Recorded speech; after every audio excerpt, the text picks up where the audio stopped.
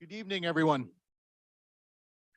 Well, I got to say, it's great to see this place so packed. I don't remember the last time we were lined up outside so much.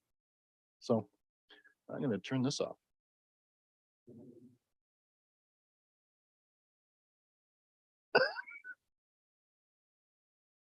Little deja vu there. All right. Where is it? Right there. All right, my apologies, everyone. Okay, some housekeeping first. This hybrid meeting is being held in person here in council chambers and electronically in accordance with section 238, subsection 3.3 of the Municipal Act and section 16.6.24 of the City of Woodstock Procedure Bylaw. This meeting is being live streamed to the city's YouTube channel, and a recording will be posted on the city's website following the meeting. The meeting will also be broadcast on Rogers TV. An agenda of the meeting can be found on the Agendas, Meetings, and Minutes page of the city's website.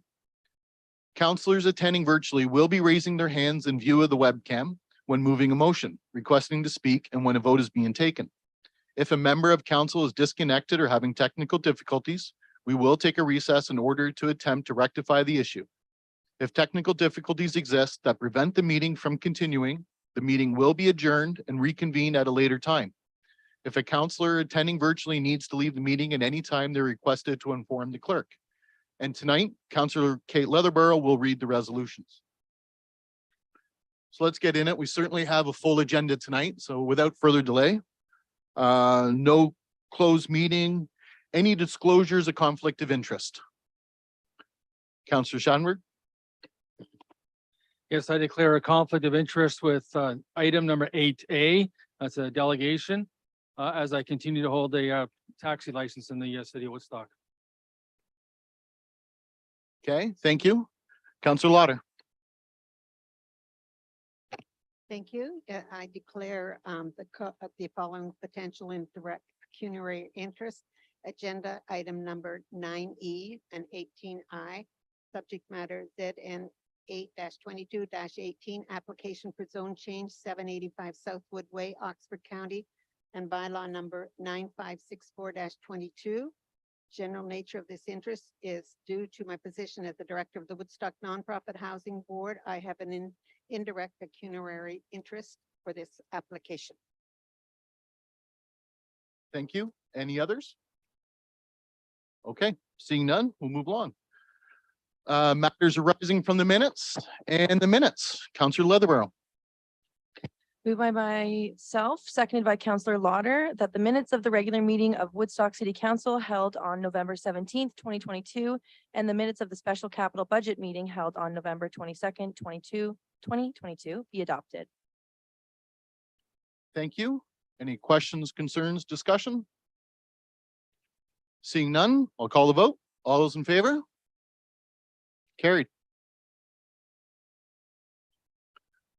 Additions to the agenda. Councillor Leatherborough. Moved by myself, seconded by Councillor Lauder, that the following items be added to the agenda. Delegations 8F, Joseph Burbine, SB 21-10-8, and ZN 8-21-19, application for draft plan of subdivision and zone change.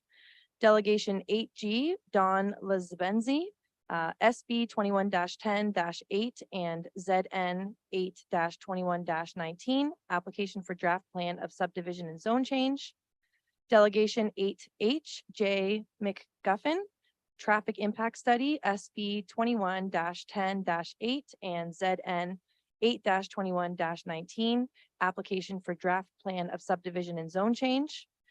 Delegation 8I, Cheryl McKnight, Zen Ed 8-21-18, application for zone change, 816 Devonshire Ave.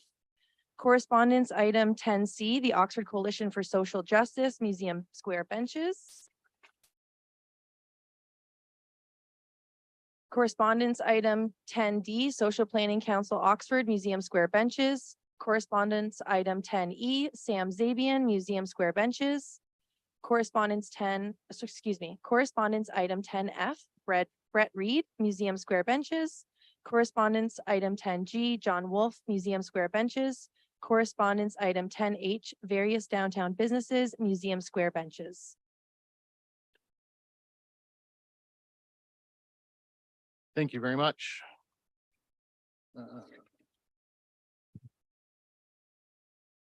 Okay, go along to presentations. I'm sorry. Oh, yeah, oops, there you go. Looking for a vote on that. All those in favor? Opposed? Seeing none, thank you. All right, delegations, and I do believe our first one is virtually 8A. Elliot Akbar, ride-on approval for operation of the city of Woodstock. Can I have somebody make the motion? Yeah, we're gonna wait to the end. You're right. Go ahead. Sorry, Mr. Akbar, go ahead. Good evening, everyone and council. This is Ali Akbar. I would like to share my screen if that is okay, that I can show my presentation.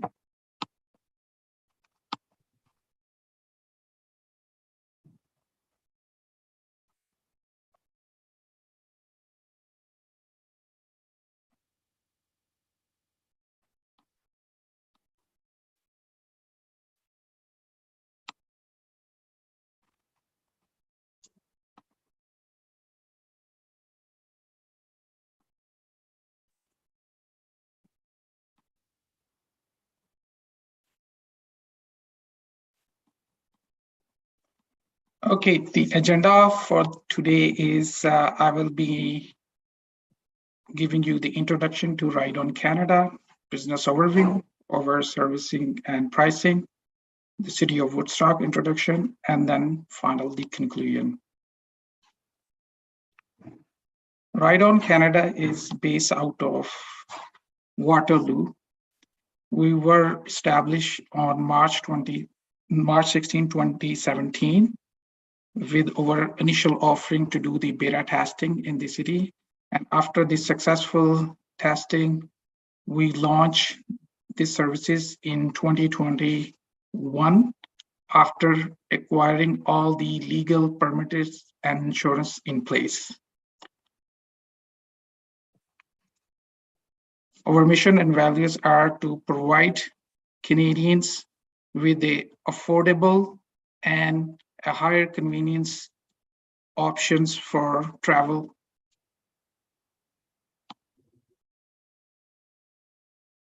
So our values are safety is our priority, and then we believe in the care of our community. We share love and respect.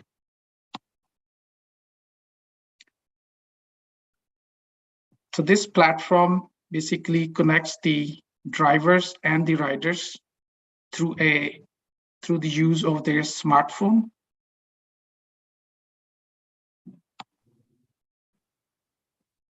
There are two options available. One is on demand and one is book for later for reservations. Riders can calculate the estimated time of arrival for the drivers, and they can track the geolocation through the GPS.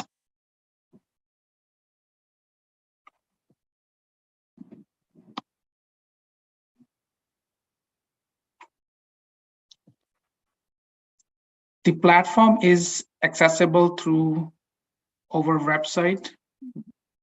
Anyone can go on the website and book a ride from there, and also through the Google Play Store and Android Store. So currently we are operating in the region of Waterloo.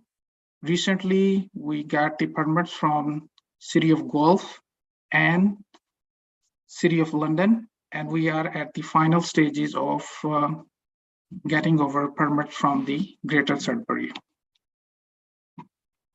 So our services, we offer two type of services with 5-seat sedan option and the 7-seat SUV or van options. So the operation through the app works when a driver logged in as become available, passenger requests for the driver services, driver accept the request, pick up the passenger, drop off, and that's how the whole transaction completed. So this is a quick snapshot of our pricing. On average, we charge roughly around 17 cents per minute and approximately 90 cents per kilometer. There is a $3.50 tech fee, which is to access this technology platform. And then there's a flat fee of $5 cancellation fee. Competitive advantages we have, we are the local, we have higher payouts for our driving partners and affordable rates for the riders. Why the city of Woodstock, according to 2021 census of population by Stats Canada, Woodstock had a population of approximately 17,000. We feel that this is an untapped market where we can offer our services first to be offered our services in the market.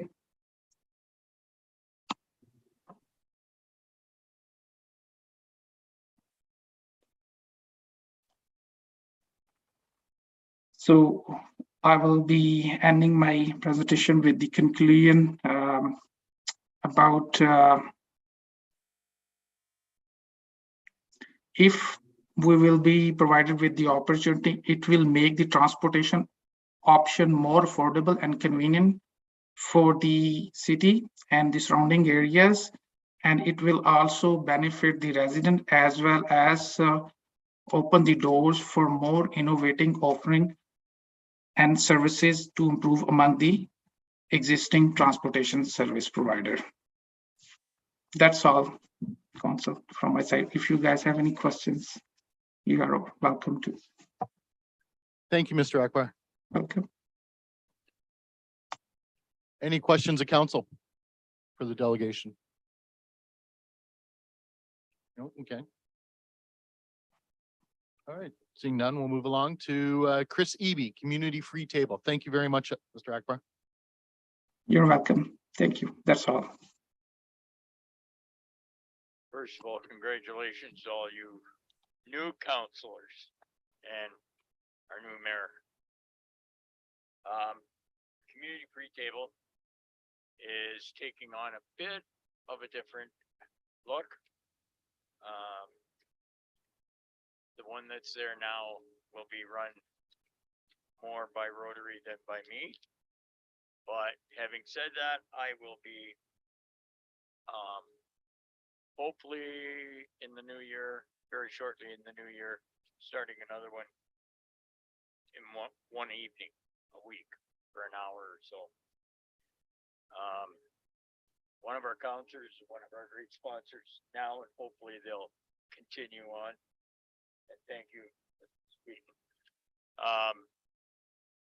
We would invite all of you counselors at some point to come and help us at either table. And Deb Tate and Connie Lauder know that in July, Carol Johnson and I were in front of County Council, and County Council gave us their blessing and their approval to start what we're going to call the Oxford County Food Gap Store. Mayor Peterson right now has a small food bank in his mother's basement, and he wants to be able to complement his food bank and our store with things that we will have that they don't that he can't supply. I've already talked to the health unit, Southwest Health Unit, and they're on board with us. So that's coming. We've been fortunate enough to get a construction trailer from Jared Van Rooney Construction to fix up a little bit and get the store going. It's not a hand out, it's a hand up. As you know, homelessness is becoming a very, very big factor here in Woodstock.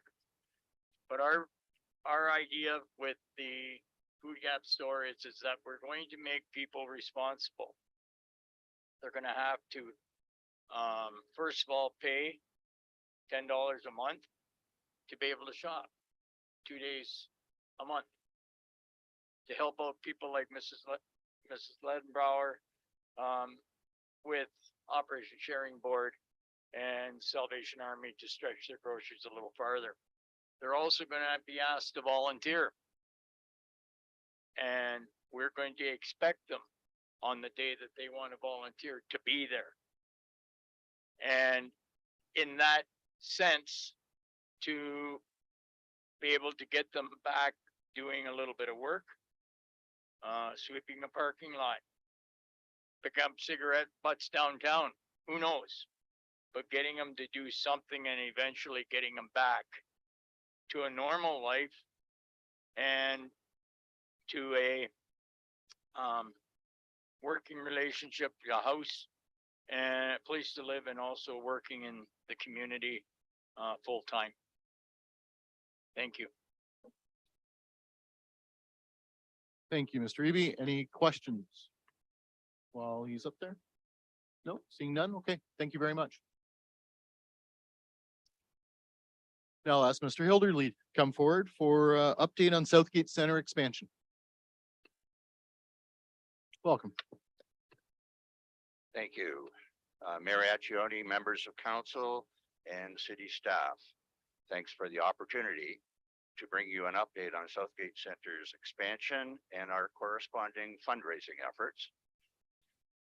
We are very pleased to announce as of today, we have raised a total of $1.15 million, thereby fulfilling our $1 million commitment to the city for capital construction, and now financing the much needed chattels required for us to continue our successful business plan. We gratefully thank all of our donors for this speedy and generous support. Together, we are creating a positive and long-serving facility for our 50+ age adult programming and for the hundreds plus organizations that want to host community-based events, meetings, and celebrations. It will become the destination of choice for individuals and families to celebrate weddings, birthdays, and anniversaries.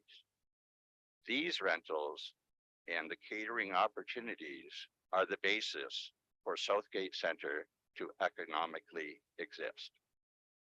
Special thanks to city staff, David Curry, Brian Connors, Harold DeHaan, Craig Wallace, and Lorraine Neal for their consultation and support with our architects, A+ Link Architecture Incorporated. Thanks also to the architects Mike Holt and Bella Manglalan for their careful planning and guidance as we move forward in this process. It's very exciting to finally see the initial stages of the expansion in a tangible form.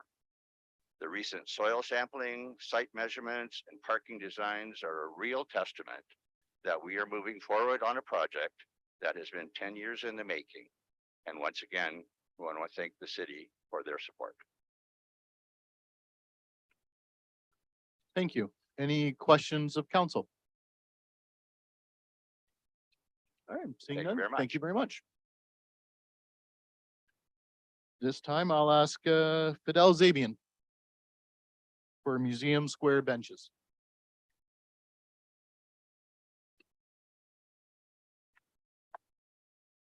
We're not all as tall as Dave. Let's see if I can read off my script here. I hate reading off script, but good evening, councilors, mayor, city officials. Let me tell you a little bit about my background. I don't let me talk about myself, but I think it's important in this scenario here. So I've been an educator for 23 years at both the university and college level. I have a very strong background in public policy and public administration and constitutional affairs. I've been teaching business entrepreneurship. Closer? Okay, sorry. I've been teaching in business and entrepreneurship, and I've also taught law enforcement for the past 20 years. And I've been involved with public policy at all three levels of governments for the past 20 years too. And I've been a rug rat working downtown for probably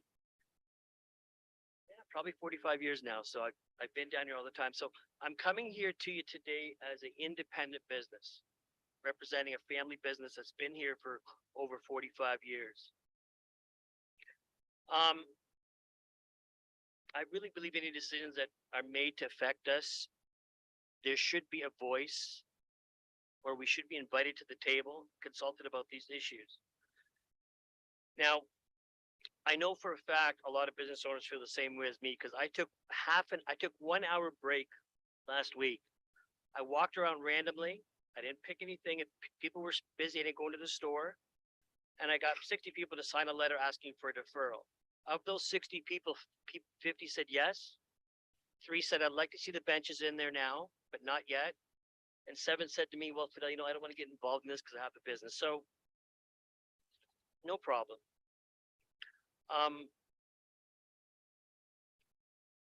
Attached in your agenda today, you'll see most of those letters there. Okay. And we can't make this a pro bench or an anti-bench thing. Okay. That's not what it is. All right. We're just asking for consultation. We're just asking, defer it. Come and talk to us if you really care about what downtown feels.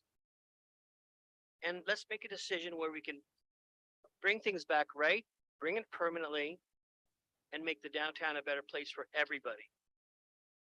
That's all we're simply asking. At the end of the day,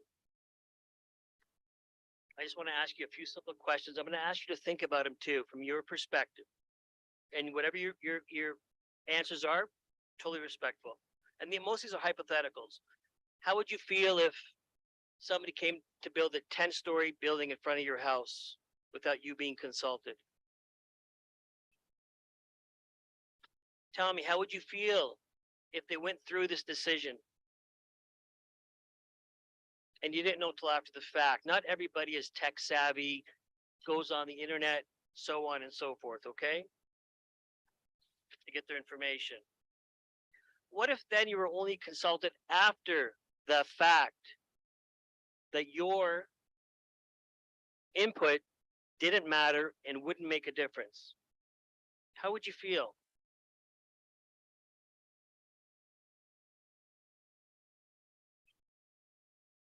Hypothetically, some might respond, well, hey, Fidel, you know what? When the benches were taken out, they didn't talk to anybody. Categorically false. And I'm just going to leave it at that. If you believe that, you really need to do some legwork for the past 2 years. So whatever happens tonight, it doesn't matter. I know you respect me, I respect you, and I know that we all have best for downtown. No two ways about that. But what would happen if we waited and talked to the primary stakeholders? Okay? Do the benches really need to be in tomorrow, December the 16th?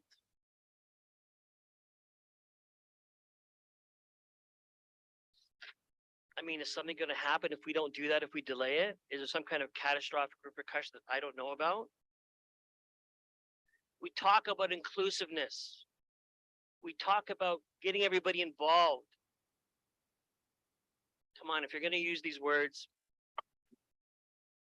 stand behind them. Don't just say them. 2 simple questions I asked. Not one response that I have, well, maybe one, but I didn't have many direct responses. There was a lot of deflection that we used to do when I used to work for one of the national parties in Ottawa. The motion says, let's bring the benches back and let's look at them again 6 months down the road. When we get to 6 months down the road, we're going to have another battle here saying, okay, what should be the criteria to use to bring the benches in, maintain them, or take them out? No, that's not the way you do things. We don't need to set up a fight, and it's not a fight, and it shouldn't be. There's no criteria there. So I'm gonna ask city councils here right before me publicly, and I'm gonna give you also a promise from me in a moment. But if you really care about inclusiveness for everybody, especially the downtown merchants that not only pay taxes, but we pay a BIA levy too that not a lot of people know about. Like this is my backyard. It's been my backyard for 45 years. I care about what happens here and I always have, as many of you do too. Let's come back with a motion and include all those things. Talk to the business owners, talk to the landowners, talk to whoever you want, but get everybody here. I always tell my students speed kills. And happens to be a lot. I do things, I eat a lot of crow, it tastes good. So at the end of the day, I'm asking you to work together to find a solution that helps everybody. Be inclusive. We as merchants and landowners deserve to not be shut out. And we have been shut out. No ifs, ands, or but. And if you don't think so, come and talk to me. Let's talk about it. I'll leave you with this. If you really care about downtown, if you want people outside of Woodstock to say this is a great place to come and open a business, which it is, city staff is amazing and have been and always will be. What kind of message do you want to send? Do you want to support us and say, hey, you know what? We need to talk to them? Or do you want to say, no, we don't care what you have to say? Because that's what's happened. That's how I feel. And that's how many people feel. Be inclusive. Talk to everybody. It doesn't have to be the anti or pro bench. It's about including everybody. Okay, so this decision is going to tell everybody where you sit on this agenda. Thank you, everybody, for the time. Thank you. Any questions of the delegation? Counselor Tate. Through the chair, Fidel, thank you for coming forward. I wasn't on the BIA, Councillor Talbot was the BIA rep. So I know there was a lot of discussions with the BIA and it was 2 years in the making before we decided to take the benches out. But I just want to clarify for everybody, and so people are aware of how much work the BIA did. The reason it took so long for the decision is because everybody was concerned on how to help the people that were there. So the biggest discussion was, how were we going to help those people? And a facility or a home or whatever, that's where the research went in. Now, talking to Councillor Talbot at the time, it seemed it was coming from the BI. There was a lot of concern. So I think there's been a little bit of misconception that you're after just yourself, but I think the most important issue was that the downtown merchants were concerned with helping the people in the area and how to get help for them, not just to take the benches out, but how to get help for them. Is that not correct? I agree with that. We did, and I'm going to speak on behalf of myself as a member of the BIA board, not for the board. Okay, so let me make this clear to everybody. But I saw and I helped and worked with everybody else about, we went through 2 years of bad times, COVID and everything, and we did everything we could. We spent money on social media. We saw what we could do to reverse the negative image of downtown, even though it shouldn't be negative, but people perceive it as that way. And the board's input was sent to the city as well numerous times. Hopefully that answers your question. Any other questions? Counselor Leatherborough.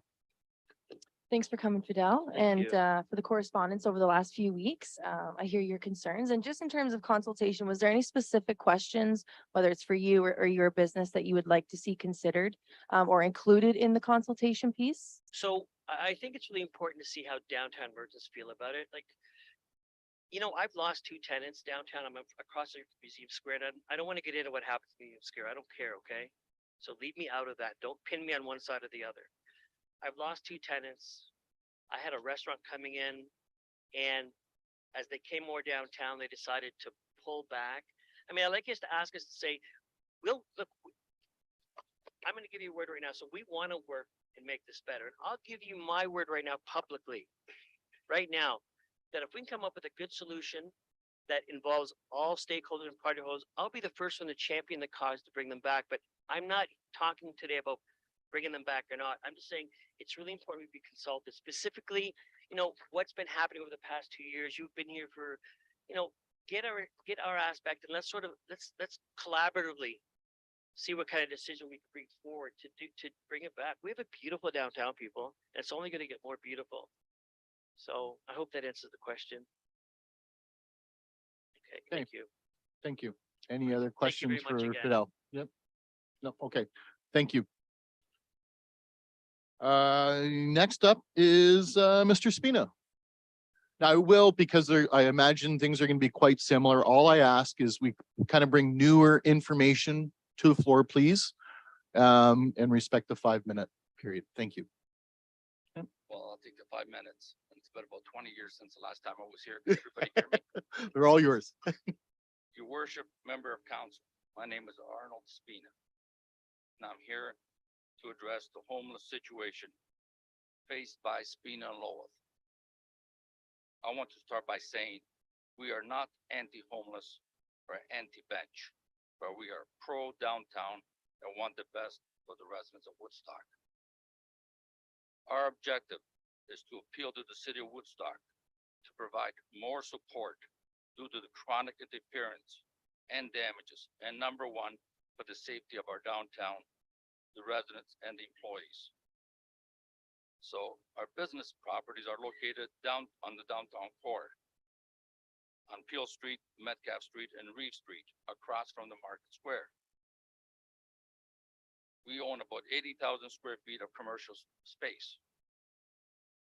19 businesses, which range from community health clinic, commercial bank, ministry of transportation, employment office, training and education, dance studio for kids. We have about 350 kids that come there almost every day. Pharmacy, accounting, Fanshawe College, and 18 condominiums. That's what we have in the 2 blocks. We as a business pay a premium to be in a C5 zoning. We pay to the city of Woodstock approximately $325,000 a year. Over the years, Spina and Lowell has invested millions of dollars to develop this part of the downtown core. And we continue to invest in maintaining and improving the properties in the downtown. Issues we face today.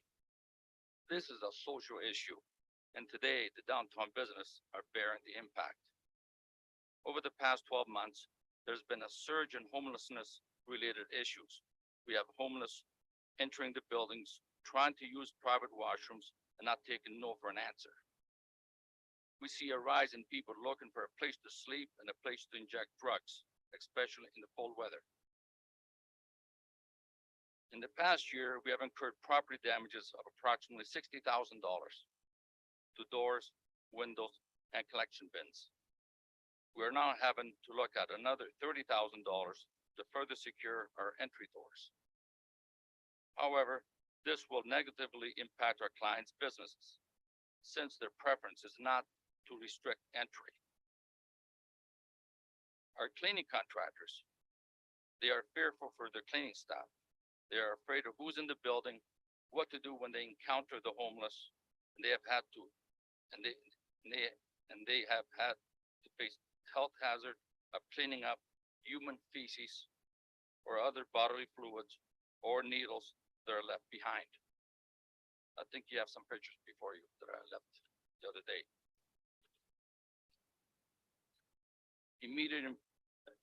Here's our suggestions. We need effective deterrence. We need the city has hired a security company to monitor the city hall area. Can this zone be expanded by including those businesses within the downtown core? Whether the guards walk around the city hall 30 times a day or walk around the extended area 20 times a day, the cost would be marginally higher, if not the same.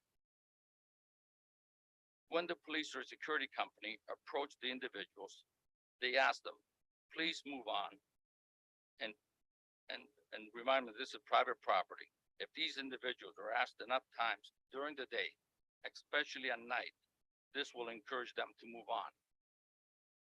We need an emergency hotline for immediate response. Today, when you call the police, because of their heavy workload, the response time varies from minutes to hours. When I mean hours, it could be 5, 6, 7, 8 hours. For a parent facing someone in the entrance to their home or business, the response time needs to be in minutes. Number 4, the security company hired by the city could be on the hotline list. This would reduce the load on the police and improve the response time to minutes. Number 5, we need more shelters. During the winter months, there should be 24-hour access to the homeless in safe shelters and provide soup kitchen in these shelters. The homeless do not respond to our people or business owners or citizens of Woodstock. In some cases, they have threatened the safety of individuals. Recently, they threatened to cut my head off on one occasion, and also our manager, they threatened to cut his head off on another occasion. We need immediate steps to address the issue facing the downtown businesses. A city is nothing if it does not have a prosperous, vibrant, and a safe downtown. Would you feel differently about this if this was in your home or your neighborhood that was affected by this crisis and impacting the safety of your family and your property? I think you would. Like you, I care and I love the city. 23 years ago, I started a committee. We raised over $1.2 million to support the community. As well, these properties that we own, we pay, as I said before, approximately $325,000 a year in property tax. It's not that we don't want to help with the less fortunate, but we cannot do this on our own. We need your help now. Thank you for your time, and if you have any questions, I'll take them. Thank you for that. Any questions for Mr. Spina? Councillor Tate? Through the chair to Mr. Spina, since it's been 20 years since you've been here, might be another 20. So I just want to thank you for your presentation. You have done amazing things for this community, and I think it's really important to stress that without a downtown, we have nothing, because it is the heart of every community, and you have spent years and time with our city. So we appreciate it. I couldn't agree with you more. The shelter is now 24/7, but it needs a long way to go, and we need a lot of support from all of council. I know it's county council, but also Woodstock Council. So I'm glad you brought it up, because that should be our focus, is helping these people, and the more money we can put into it and our time spent on that. So I just wanted to thank you for all your time and there's been a lot of volunteer hours that Mr. Spina has also given to the city, which contributed to our hospital. So I just want to thank you. Councillor Lauder? Thank you. And through to Mr. Spina, thank you for all you have done for the city. And I look forward, as Councillor Tate has said, that we now have Operation Sharing 24/7, which has just been recently, and that's where I really would like to see our effort, along with any effort that you or any of the committees could put together and make this really work for our city. So thank you again for all you've done, and keep up the good work for us. Any other questions? Councillor Wheaton? Thank you through the chair to Mr. Spina. I just wanted to clarify, I wanted to make sure I heard correctly that one of your suggestions was expanded security and more deterrence. And so is your suggestion to expand the city security towards more private business areas and a wider geography? Well, I was told that the security people, they do the downtown core. And then I was told that we don't qualify in the downtown core. Well, one more downtown do we need than what we have right across the Market Square, the City Hall. We have, like I said, fan shop. We have more people that walk on Metcalf, probably that walk on Dundas. I just wanted to clarify that that's what I was hearing. Any other questions from council to Mr. Spina? No? Okay, Can I just Well, say one more thing? yeah, absolutely. We either are gonna throw in the towel in this thing, or we're gonna roll up our sleeves. That's the only choice I see. And enough of this politics of going back and forth. Let's do things right. Let's put our money where our mouth is and let's get going with this. We need your help.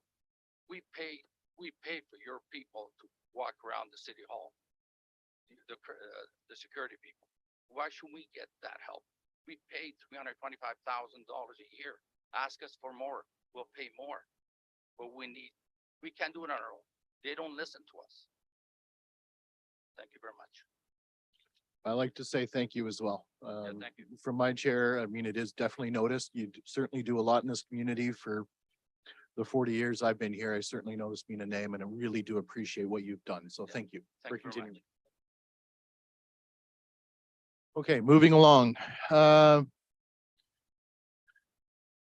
Joseph Burbine for SB 21-10-8 and ZN 8-21-19, application for draft plan of subdivision and zone change.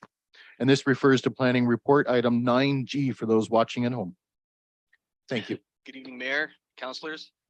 Thank you for allowing me to speak here this evening. I'd just like to take a moment to appreciate what the mayor and Councillor Wheaton here have done to move the intersection of Street A and Oxford Road 17 in relation to this plan. That was one of my main issues with this development, and this has already been a concession that's been made, so I really appreciate that. My name is Joseph Burbine. I'm here today to speak in opposition on behalf of this delegation representing the people and persons of the community surrounding the proposed zoning change and development, SB 21-10-8 by Woodstock Meadows Developments Incorporated. I will also be referring to them as the owner or developer moving forward in this presentation. This delegation will demonstrate that the studies provided by the owner lack thoroughness as well as consideration of the existing community that this council should expect from a development of this magnitude. Unfortunately, there's only time this evening to speak on 2 of the studies that have been done. I will also provide evidence that the proposed zoning change and development by the owner is neither compatible with the zoning in the surrounding area nor the best use of the area as per the interest of the corporation of the city of Woodstock and the people of the community. Firstly, this delegation is deeply concerned with the impact the zoning change and subsequent development will have on the quantity and quality of the groundwater used for drinking, cooking, cleaning, and agriculture in the area. In the hydrogeological study provided by GM Blue Plan Engineering as retained by the owner on page 14 under heading 5.2 potential water quality impacts, it states that, quote, water quantity impacts generally occur due to a reduction of availability of water, end quote. This section goes on to say, quote, receptors that may be affected by these impacts are either ecological or anthropological, for example, water well users, end quote. As we know, there are many water well users in the area. This survey goes on to state under heading 5.3.2 sewage pumping station excavation that, quote, intensive dewatering is likely to be required to maintain excavation stability during SPS construction. The associated dewatering requirements may exceed 400,000 liters per day, end quote. Additionally, the survey states that the basement excavations may also require dewatering in excess of 50,000 liters per day. No maximum amount of water drawn is given. Will there even be a limit to the amount of water taken? Most alarming to this delegation was the 10th bullet point under the heading summary on page 19 of the hydrogeological study, which states, with respect to source water protection, no significant drinking water threats have been identified. It is anticipated that a risk management plan for source water protection will not be required for the proposed development, end quote. This delegation does not view any threat to the integrity of drinking water as insignificant. While the survey acknowledges that there are identifiable risks, it goes on to say that they aren't planning on mitigating this risk with a management plan. This is unacceptable, dangerous, and irresponsible. Secondly, this has already been taken care of by the mayor and this councillor. I really appreciate that. It would be nice to have more than one main entrance, I'll say to this, but it's much more safe where it's located. Just the volume of traffic may be an issue, as I'll get on to say in a moment. The transportation impact study as provided to the county by Paradigm Transportation Solutions Limited, retained by the owner, is demonstrably inadequate. The data was collected for the study between March 2018 and March 2019, before the developments west of the proposed zoning change and subdivision had been built. This transportation impact study accounted for only a 2% growth rate compounded per annum in the city. Now, the 2021 Statistics Canada census data shows a 13.9% growth in the city of Woodstock from 2016 to 2021, which already exceeds the proposed growth rate of this study. This area is currently an open space zone surrounded by rural residential, environmental protection, commercial dog kennel, and agricultural zones. These zones are not compatible with proposed high-density zoning as requested by the owner. This delegation states the proposed zone change is not the best use for the area. A recent article from the CBC published on November 4th, 2022, titled Soaring Food Prices That Have a Major Impact on Canadians' Health, states with data from the Consumer Price Index that, quote, prices on food purchased from grocery store shelves shot up 11.4% in September, the fastest annual increase in 41 years. The Statistics Canada Census of Agriculture has shown a continued decrease in not only the total number of farms in Canada, but the total acres being used for farming. To continue to rezone fertile arable land for sprawling residential development would be a contribution to the growing food scarcity crisis building in this country and a disservice to your community. This delegation's proposed outcome is as follows: that appropriate studies be conducted by an unbiased third party without interest in this development. The redrafting of plans, which has been done, I appreciate that again. The removal of the high density zoning, and for Woodstock Meadows Developments Incorporated and or the corporation of the city of Woodstock to accept full and unconditional liability if and when there should be a negative impact to the quantity and or quality of groundwater in the area. If these equitable concessions cannot be made, the council must act unanimously opposed to this proposition. Thank you. Thank you. Is there any questions for the delegation from council? Before we move along? Okay, seeing none, thank you very much. Thank you.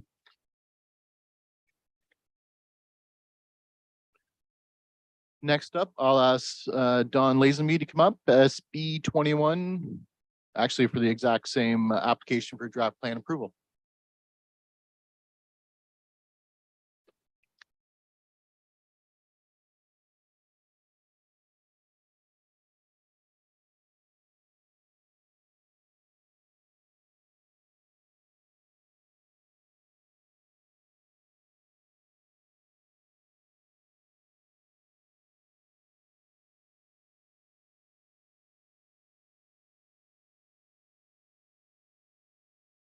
Please go ahead. Thank you.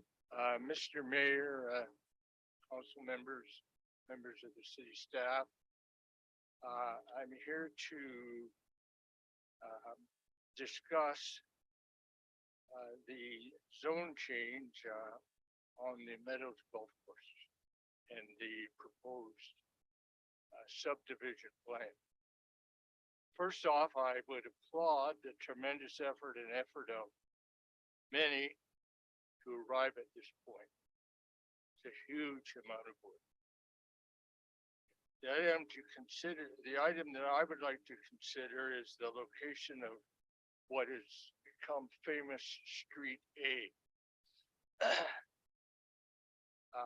And I am pleased to see that some consideration has been given to the location of Street A since the planning meeting on Monday.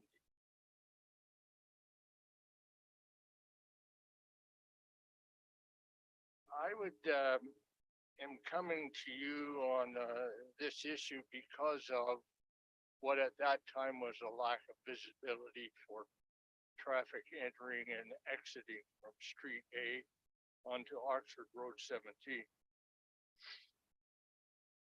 I come because I have lived and worked on Oxford Road 17 for a lot of years.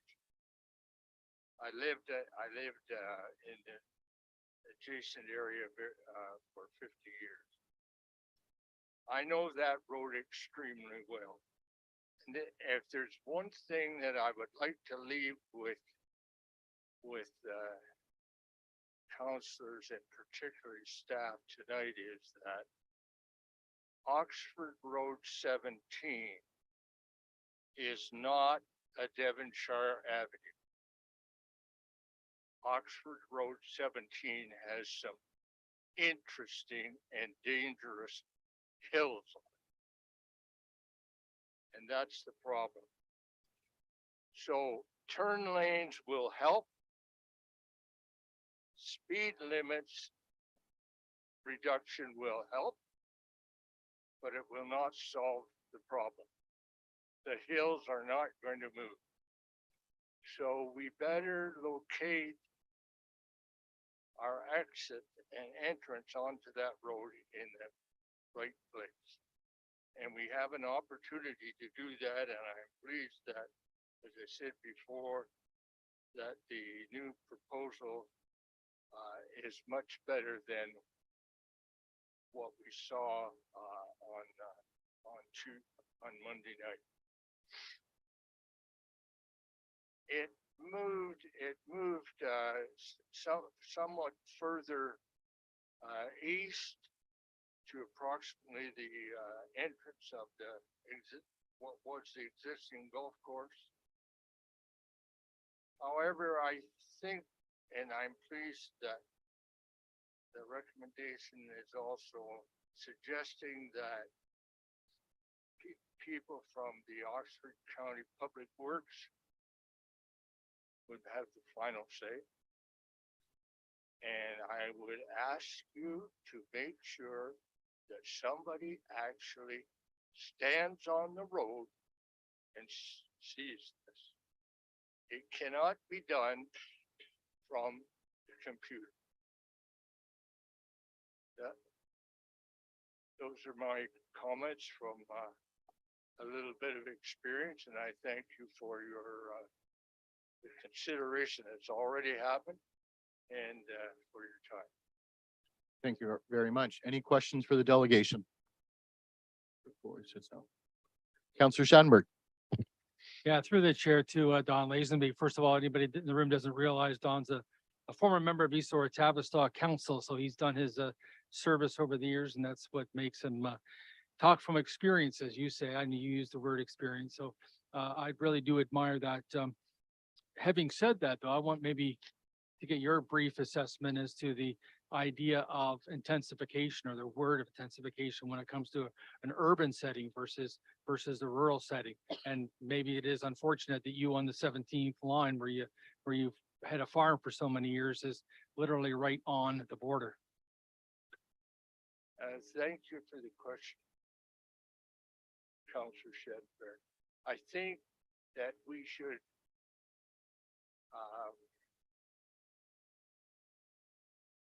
set up a meeting that lasts or coffee that maybe lasts a couple of hours, and you and I can discuss that question. But my short answer is this. I would fully support intensification. And I also do not support that we can't use agricultural land to build more houses on. Where else would you build them? So we have to figure this thing out. And intensification is one of the ways to make better use of the land we're building. Thanks for the opportunity to spout off. Any other questions of the delegation? Mr. Lazenby, thank you so much. Thank you. And at this time, I would ask Jay McGuffin, please come forward and again speak to the traffic impact study. I'll just start off by saying thank you so much to your team the last couple of days on working on all of this. Thank you. Thank you, Please Your go Worship. ahead. And thank you, members of council and staff. It's a pleasure to be here again this evening. Just wanted to start off, it would appear as though the previous delegates have been informed of the proposed revisions. Like to thank everybody for input, and we've had a busy couple of days reassessing with our client and the traffic engineer. And in response to the comments received from our client's neighbor, we have looked at relocating the entrance, as mentioned, into the location of the existing entrance into the golf course. There is numerous elements that have to be reviewed and considered as part of that shift, particularly in maintaining the lotting patterns and the type of housing that were being proposed. The transportation engineers we met with several times in the past 2 days to review the detailed topographic mapping on the new location as well. And as a result, we've been issued a technical memo by our traffic engineers with regard to the relocation. They have confirmed that we far exceed sightline requirements in both directions above the TAC requirements, and have submitted that, and that is attached to our submission that we provided to yourself, your worship, and members of council this evening. Aside from that, or as a result of that, there's a supplementary request for an adjustment to the zone schedule. That is merely technical, in that we have the dual frontage units that we spoke of as the urban design feature along the gateway. As that gateway has moved, so have those units. And the zone boundary that surrounds those units has then moved easterly to wrap around that entrance. So there is an accompanying zone change map as well. I also heard some comments about the high density. Just so council is aware, the high density block that is proposed, there are no current development plans on that block. And that block is simply implementing the designation that is in force in effect and has been for several years in the official plan. And the density that is proposed is consistent with the direction and requirement, minimum requirement of your official plan in terms of the detailed policy requirements for the range and mix of housing that are required within any housing development in the city of Woodstock. So this is not a single form type of development. It's a multi-form type of development. It includes with it high density residential opportunities, a variety medium density residential opportunities, as well as a variety of low density residential opportunities, with the sole purpose of directing opportunity for additional supply to achieve attainable housing within the city. Last but not least, there's a question of water. As a result, thank you to the city planner, who has provided additional information to the previous delegate as a result of the comprehensive submission that was provided as part of our application package. Again, for council's benefit, this project has been underway for 5 years, so this isn't a fly-by-night. We arrived at this last week, and here we are. There's been significant technical background reports and engineering studies submitted, and all of those studies have been circulated to the review agencies and ministries as required under the Planning Act, and comments have been provided back to the municipality. The municipality and staff will be able to speak better to that. But we reached out to our hydrogeologist as well in the past 2 days to get confirmation again with regard to this comment made about concern for their water well, for their potable water supply on the lands to the north. And the response that we got back has affirmed there is no anticipation of any impact to the wells on those properties. They are up gradient of the development, so the development is down gradient or cross gradient. Therefore, water's flowing in the other direction with regard to the proposal for contamination or any concern in regard to the quality of the water. With regard to comments that were extrapolated and probably not analyzed in full detail about the dewatering, that is on a construction purpose basis for the actual basis of the construction. And any dewatering over a certain volume is to be permitted by MECP, and there are regulations that need to be followed. Staff would be in a better position to comment on the details and specificity of that. Having said that, we have had an opportunity to review the comments provided by planning staff. And although we don't support the proposed deferral, we would ask that council make a decision this evening. Our client's timeline is very important. But we do support the proposed conditions that staff have put forward with regard to the review of the proposed entrance and the matters prior to going to county council. On that, I'd like to thank you for your time this evening, and I'm available if you'd like to ask any questions. Thank you, Mr. McGuffin. Any questions for the delegation? Councillor Wismer Van Meer. It's getting easier, isn't it? Through the chair to Mr. McGuffin, it's not so much a question, but just thank you to you and your team for taking the time to make these changes from the concerns. I think that is very admirable that you were able to turn it around, because I can't imagine that that's an easy task to do. But I think that was very much appreciated. I know from my perspective, and I hope from the delegations as well, that that they're able to feel comfortable with that, and hopefully we can continue to make this a safe intersection and make sure that everybody's voices are heard in that aspect. So thank you. Thank you very much.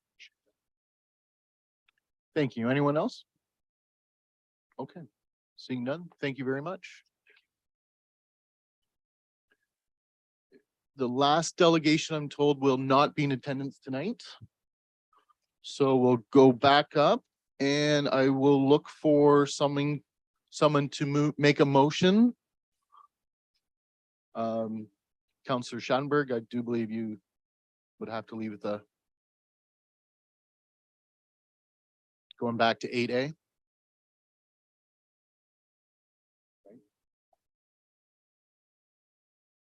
You declared a conflict on this one, so I'm just going to give you the opportunity. So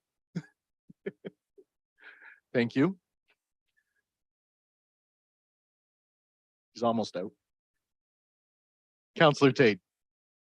I'll make the motion to receive his information. And do I have a seconder? Councillor Wheaton. Discussion?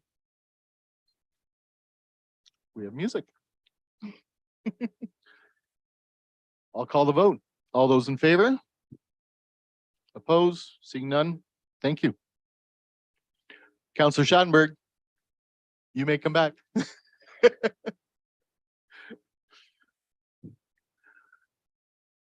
Looking for someone to move a motion on Chris Eby Community Free Table. Councillor Tate. I'll make a motion to receive his information and thanks to Mr. Eby. Do I have a seconder? Councillor Wismer Van Meer. Discussion? All those in favor? Carried, none opposed. Next, Mr. Hilderly, update on Southgate Center expansion. Looking for someone to make the motion. Councillor Wheaton. I'd like to make a motion that Woodstock City Council receive the update from Southgate Center as information. Seconded by Councillor Lauder. Discussion? Seeing none. All those in favor? Carried, none opposed.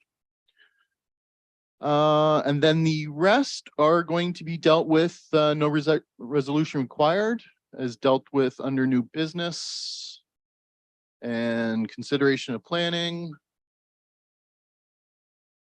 Perfect. Okay, we will move along. Consideration of planning reports. Have someone make a motion for 9A B 22-56-8 application for consent. Villages of Sally Creek Inc. Councillor Tate. I'll make the motion that Woodstock City Council advise the Oxford County Land Division Committee that the city supports the application for consent for lands described as Part Lot 13, Parts 1-7, Concession 1, formerly in the township of Blandford, now in the city of Woodstock, to facilitate the creation of a new vacant commercial lot subject to the following 4 conditions. May I have a seconder? Councillor Lauder. Discussion? Seeing none, all those in favor? None opposed. Thank you. Carried. Move along to 9B ZN 8-22-11 application for zone change 334 Baird's Lane, 275926 Ontario Inc. Councillor Lauder. Thank you. I'll move that Woodstock City Council approve the application for zone change for lands described as Lot 8, part of Lot 9, Plan 491, City of Woodstock, to rezone the subject property from General Industrial Zone M3 to Special General Industrial Zone M3 Special to facilitate a truck terminal with a reduced setback to the adjacent Environmental Protection 1 Zone, EP1, And further, that any comments received from the public were reviewed and considered before the decision was made in relation to this planning matter. Thank you. I will look for somebody to second that. Counselor Leatherborough. Ask the planner to come forward.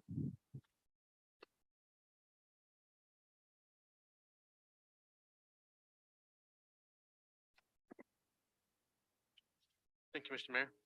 Again, this is a zone change application just to allow for a truck terminal with a reduced setback to the environmental protection zone. As indicated, Upper Thames Conservation Authority is satisfied with the reduced setback and staff recommend approval. Any questions of the planner? Okay, thank you. Seeing none. I will call the vote then. All those in favor? Opposed? None? Thank you. Carried. Next is 9C ZN-8 2212, application for zone change, 1047 Parkinson Road, 1313 1131 Canada Inc. Can I have somebody make the motion? Councillor Schanberg, seconded by Councillor Wheaton. Please. That Woodstock City Council approve in principle the application for zone change for lands described as Part Lot 7, Plan 491, City of Woodstock, to rezone the subject property from restricted industrial zone M2 and general industrial zone M3 to special restricted industrial zone M2-SP to facilitate a truck terminal and a trucking training facility with a reduced setback to the adjacent environmental protection 1 zone EP1. And further, that any comments received from the public were reviewed and considered before the decision was made in relation to this public planning matter. Thank you. Please go ahead. Thank you. This is another zone change application to allow for the transport truck terminal, a truck training facility, and a reduced setback from the adjacent EP1 zone. The property is currently split zone, so this will resolve an issue with the split zoning. Will also permit the proposed uses. And again, Upper Thames has not indicated any concern with the reduced setback to the EP1 zone.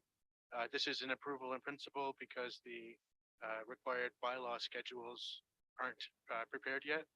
Once we receive a survey from the applicant, we'll be in a position to prepare the schedules and bring back a bylaw for council consideration.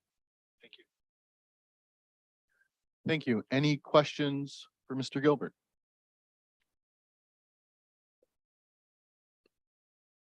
Seeing none, I'll call the vote.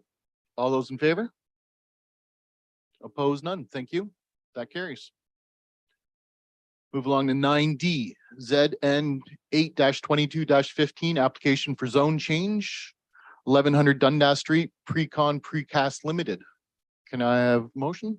Councillor Lauder, seconded by Councillor Leatherborough. Moved by myself, Woodstock City Council approve the application for zone change for lands described as lots 1 and 2 RP 491 in the city of Woodstock to rezone the subject property from general industrial M3 and restricted industrial M2 to special general industrial zone M3-40 to facilitate the redevelopment and modernization of an existing precast manufacturing facility. And further, that any comments received from the public were reviewed and considered before the decision was made in relation to this planning matter. Thank you. Mr. Gilbert. Thank you. This is a zone change application to again resolve a split zoning as well as add a special provision to permit open storage on the property to allow for the redevelopment of a precast manufacturing facility. The rezoning in staff's opinion is appropriate and will allow for significant investment in existing industrial site, and staff recommend approval. Thank you. Any questions of council?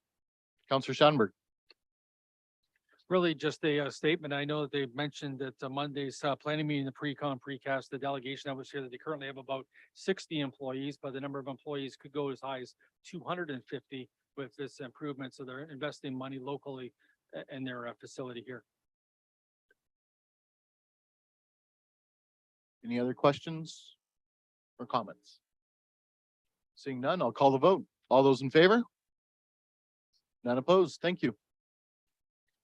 9E ZN 8-22-18, application for zone change, 785 Southwood Way, Oxford County. Can I have a mover? Counselor Shanberg. Seconded by Counselor Tate. Go ahead, Counselor Shanberg.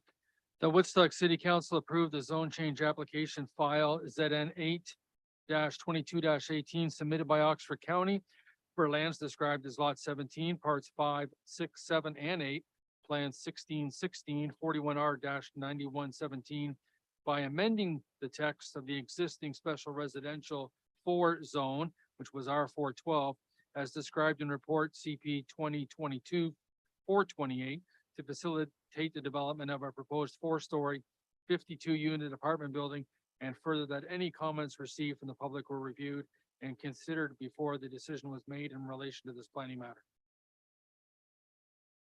Mr. Gilbert, thank you. Thank you.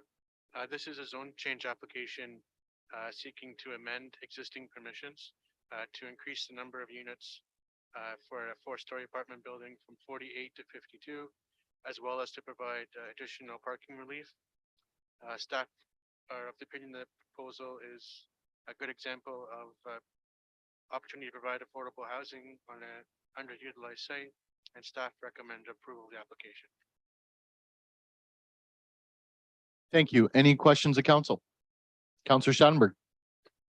Guess I just want to state to anybody that's watching tonight that the tenants of this building will be members of the Woodstock Nonprofit Housing Corporation, and it will be a mix of seniors, and it'll also be a mix of people that from Ingamo and also Dasso, as far as maybe some single moms with 1 or 2 kids as well. So it really does, as they say, covers the areas of aging in place, which I think is also very important as well.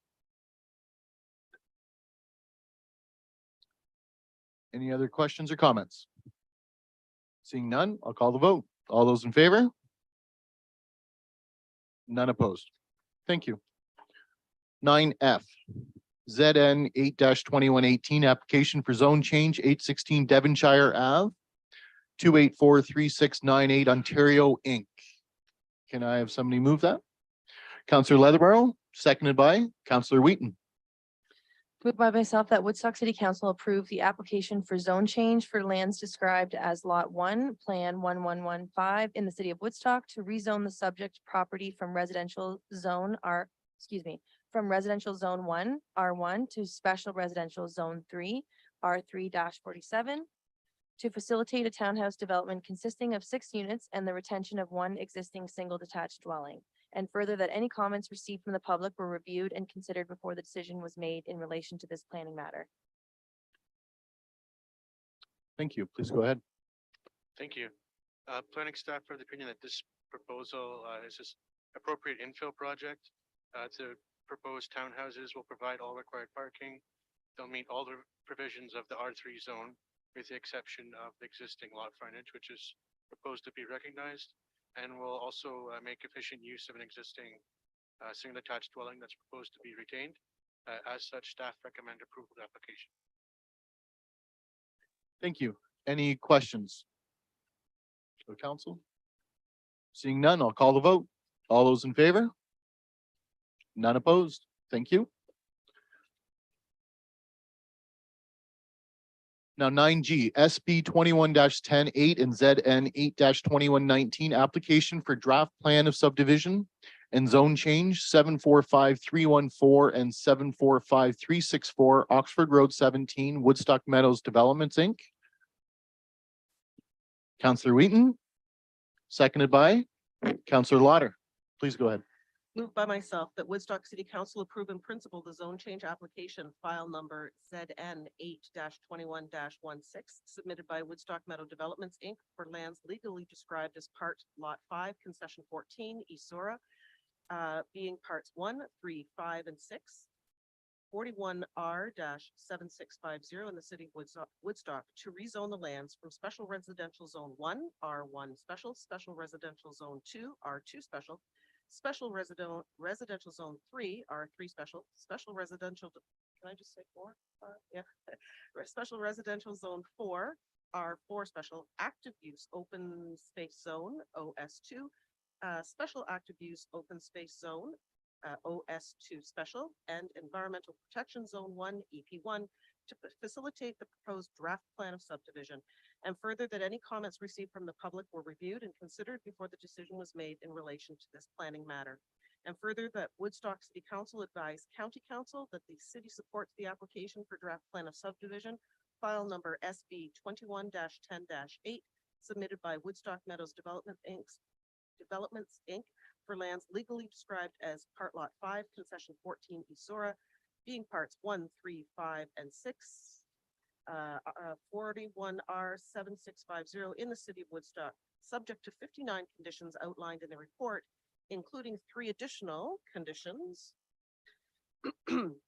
That Street A be relocated approximately 243 meters to the east to the satisfaction of Oxford County Public Works Department and City of Woodstock. The owner shall receive approval from the City of Woodstock Engineering Department and Oxford County Public Works for any resulting modifications to the draft plan to accommodate the relocation of Street A. The owner shall provide any updates or supplemental information required to the satisfaction of the city and county respecting the modification of the draft plan of subdivision. Well done. I don't think you stumbled once there. Mr. Gilbert? Thank you. So as you're aware, the applicant have amended the draft plan to relocate Street A, which you heard was a concern at the public meeting, some 280 meters to the east. The revised draft plan and the letter were provided to staff late this afternoon. So we've not had a chance to circulate it to Oxford County Public Works Department or city staff for a fulsome review. So we generally recommend deferral of the application to allow for that. However, those 3 noted conditions will provide an opportunity to cover off any concerns resulting from the modification. Overall, the subdivision implements the official plan amendment that's in effect for the area. It provides a mix of housing types and densities to meet the needs of current and future residents of the city. It also, the proposed conditions of approval will implement all of the relevant commenting agencies' concerns, and staff recommend approval of the application. Thank you. Any questions of the planner? Okay. Seeing none. I'll call the vote. Oh, I'm sorry. Counselor Tate. So I didn't have a question, just a comment, and I think credit should go to Councillor Wheaton for all the work she did on this. We had a conversation last night and she's correct. What we decide here affects like 20, 25, 45 years. So thank you for all your work on this and the changes that took place. Counselor Wheaton. Thank you. And I'll just, through the chair, acknowledge that the number of staff that moved in the 11th hour on this is greatly appreciated to bring this forward in a timely manner. So very much appreciated. Yeah.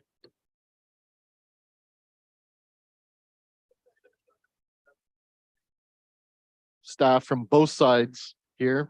Mr. McGovern, your team has been fantastic. I want to say it again. I got to say, you were here, you listened, you addressed, and came back with changes. And of course, our staff may not have had complete time yet with it, but by the sounds of it, we're going to be working together here. So for the betterment of the city, I'll call the vote. All those in favor? None opposed. Thank you very much. Thank you. Moving along. 9H, a deeming bylaw request, City of Woodstock. Can I have a mover? Counselor Tate. I'll move that Woodstock City Council approve the deeming bylaw request submitted by the City of Woodstock, whereby the lands described as lots 2 and 30, Plan 559, and pedestrian access between Wellington Street North and Windermere Crescent, Plan 559, and lots 209, 210, 218, and 219, Plan 642, and pedestrian access between lots 209, 219, and lot 218, 219, Plan 642 in the City of Woodstock are to be deemed to not be within a registered plan of subdivision to ensure that certain lands deemed surplus by the City of Woodstock merge with the adjacent benefiting residential lots. And I do need a seconder on that. Counselor Wismer Van Meer. It's just rolling off the tongue now. Mr. Gilbert, thank you. Thank you. So the deeming bylaw request in front of you tonight is a technical matter. The Planning Act has a provision that once a lot is created through a plan of subdivision, it's always a lot. So it'll never actually merge with adjacent lots. So this deeming bylaw will deem those lands not to be in a plan of subdivision and will ensure that they merge with the benefiting properties when the city transfers them to the budding owners. Thanks. Any questions of council? Councillor Shanberg. Just a quick question of interest. Does the city of Woodstock gain any income from being able to sell off if somebody gains even 4 or 5 or 6 feet frontage their property by assuming these laneways that are between there and their neighboring house?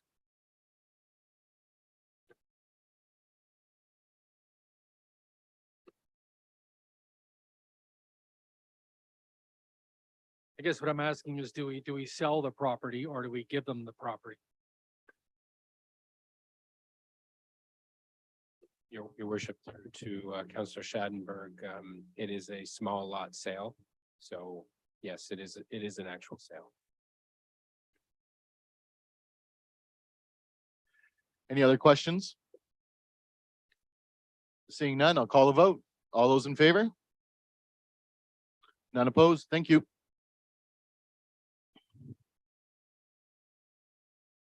Consideration of correspondence, 10A, automated speed enforcement update.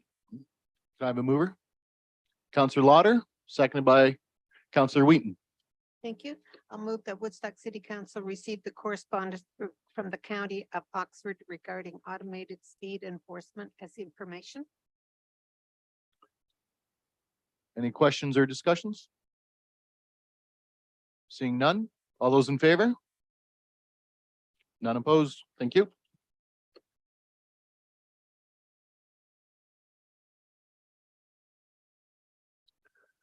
And now 10B, Councillor Leatherborough has requested the following correspondence be added to the agenda. County of Oxford opposition to the Better Municipal Governance Act 2022 and Norfolk County opposition to the More Homes Built Faster Act 2022. Do need a seconder on that. Do I have one? Councillor Wheaton. Please go ahead, Councillor Leatherborough. Just to be clear, may I read this? Okay, perfect. That Woodstock City Council supports the resolutions received from Oxford County and Norfolk County opposing the Better Municipal Governments Act 2022 and More Homes Built Faster Act 2022. And further, that the mayor be directed to submit a letter on behalf of Woodstock City Council to the Honorable Doug Ford, Premier of Ontario, the Honorable Steve Clark, Minister of Municipal Affairs and Housing, and the Honorable Ernie Hardeman, Oxford MPP, expressing concerns with this legislation, the lack of consultation, the long-term environmental impacts, the downloading of costs to residents, and outlining the financial and other impacts to the city of Woodstock as outlined in engineering report item 14B3. Thank you. Discussion? Councillor Leatherborough. So I hope the community has a chance to read this correspondence. I thought it was important to bring it to tonight's agenda. And I did want to thank Harold DeHaan, the city engineer. I have taken a small snippet of his well-detailed and thought-out report. So if that's okay with you, Your Worship, I'd like to share that portion of it. Yep. As an example of the impact, January 1st, 2023, instead of paying a development of $15,134 for a single family house, the city will only collect $12,107. This is a loss of $3,027 for every single family semi-detached house built. Using the 2021 number of single family semi units, this results in lost revenue of $429,408, including all types of construction. It is estimated that the city will have a loss of revenue of over $966,000 in the first year. Thank you. Anyone else? Councillor Tate. Yeah, just through the chair for council's benefit, I helped the warden, mayor from Ingersoll, and Mayor Mayberry to do this motion that we did at county council. I think it is very important for the public to be aware. The most important part of this is the downloading to the municipalities from the province. It was very disappointing. We had, 4 of us had a meeting discussing the motion, but before we even got the motion to county council, it already had 3rd reading at the provincial legislature. And I think it said December 9th, it was open for conversation. Well, they passed it before then. So I think it's important for people to understand what this does, because the most important part is the downloading to the municipalities it's gonna cost us. Did notice that a letter did go out from the warden with all the area mayors, with basically the same letter. So thank you. Counselor Wheaton. Thank you. I would encourage our, you, Mayor Accioni, to use your best words in constructing this letter, to be forthwith and to the point of the impact that it'll have on the city of Woodstock as well as other communities around us. And I would encourage the public to not be shy in writing their own letter to these same, the Premier, the Minister of Municipal Affairs and Housing, and our local MPP.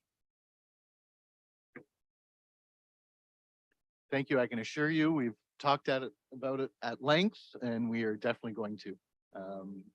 Again, I was going to mention, we did send one on behalf of county. We will be sending one from the city as well. Okay. And I'm glad to hear we have everyone's blessings. Well, I guess I'll call the vote. All those in favor? Okay.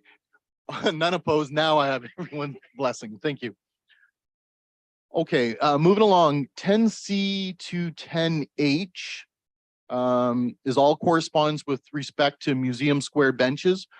No resolutions are required for these, as we will be dealing with these later on in the agenda. But I just want to put them on the record that we did receive from Oxford Coalition for Social Justice, Social Planning Council of Oxford, Sam Zabian, Brett Reed, John Wolf, and various downtown businesses. Okay. Moving along, down to department reports, 14A1, 2023 interim tax levy. Do I have a motion? Councillor Lauder, seconded by Councillor Leatherborough. Thank you. I'll move that Woodstock City Council approve the interim tax levy for 2023 and that the necessary bylaw be approved. Discussion? Seeing none, I'll call the vote. All those in favor? None opposed. Move. Thank you. 14A2 temporary borrowing bylaw. Can I get a mover? Councillor Schattenberg, seconded by Councillor Tate.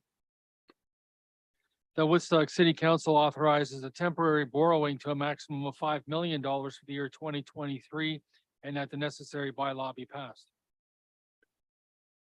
Thank you. Discussion? Councillor Schattenberg. Maybe at this point we get up from the mayor through to Diane Campbell, our treasurer, a brief explanation as to why the city of Woodstock must temporarily borrow $5 million. Your worship, through to the councilor's question, it's just. Sorry. This is an annual report that we do, brought to council each year to ensure that we have the authority to borrow in the event that we need the ability to borrow on a short-term basis prior to issuing our tax bills. And it's not something that we use very frequently, but we need to have it in place. Thank you. Any other discussion? Seeing none, I'll call the vote. All those in favor? None opposed. Thank you. 14A3, Statement of Revenue and Expenditure and Statement of Capital Expenditures for the period ending November 30th, 2022. Councillor Tate, seconded by Councillor Lismer Venmere. I'll make a motion to receive his information. Discussion? Seeing none, all those in favor?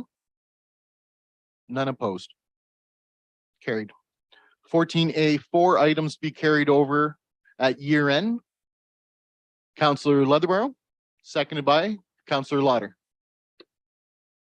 Moved by myself that Woodstock City Council approve the requests to carry funds over the year end as listed for various capital and revenue fund projects, and that these funds be recognized as a prior year commitment or a reserve contribution as appropriate. Thank you. Discussion? Seeing none, all those in favor? None opposed. Carried. 14A5 Municipal Code Chapter 330 Fees and Charges, Schedule B5. Have a mover. Counselor Wismer Van Meer. Seconded by Counselor Lauder. That Woodstock City Council refer the report regarding municipal code chapter 330 fees and charges, schedule B-5 to the bylaw section of the agenda. Thank you. Discussion? Seeing none, all those in favor? None opposed. Carried. 14A6, approval of 2023 capital budget and 2024 to 2027 capital forecast. Kevin Mover, Counselor Lauder. I'll move the first one, that council approved the decrease of 200,000 to project BLD 00033 Southgate Center renovation addition from the portion financed from the Development Charges Reserve Fund, Parks and Recreation. Do we have a seconder for that? Counselor Leatherborough. Discussion? Seeing none? Okay, all those in favor? None opposed? Thank you. So carried. Any other motions to be made? There is. So next one. Counselor Leatherborough. Moved by myself, the council approved the decrease of 563,000 to project INF 00138 downtown revitalization from the portion financed from the reserve for capital projects. Thank you. Do I have a seconder? Counselor Tate, discussion? Seeing none, all those in favor? None opposed. Carried. You're just starting to move along here now. Counselor Leatherborough has a suggested motion. Counselor Leatherborough. That project INF 00138 downtown revitalization be moved from 2024 to 2027 to 2023-2026, and that the 2023 portion of the project in the amount of 400,000 be financed by the reserve for capital projects. Do I have a seconder? Counselor Tate. Discussion? Counselor Leatherborough. Just wanted to make a comment that the streetscape master plan was adopted by council on October 6th, 2022.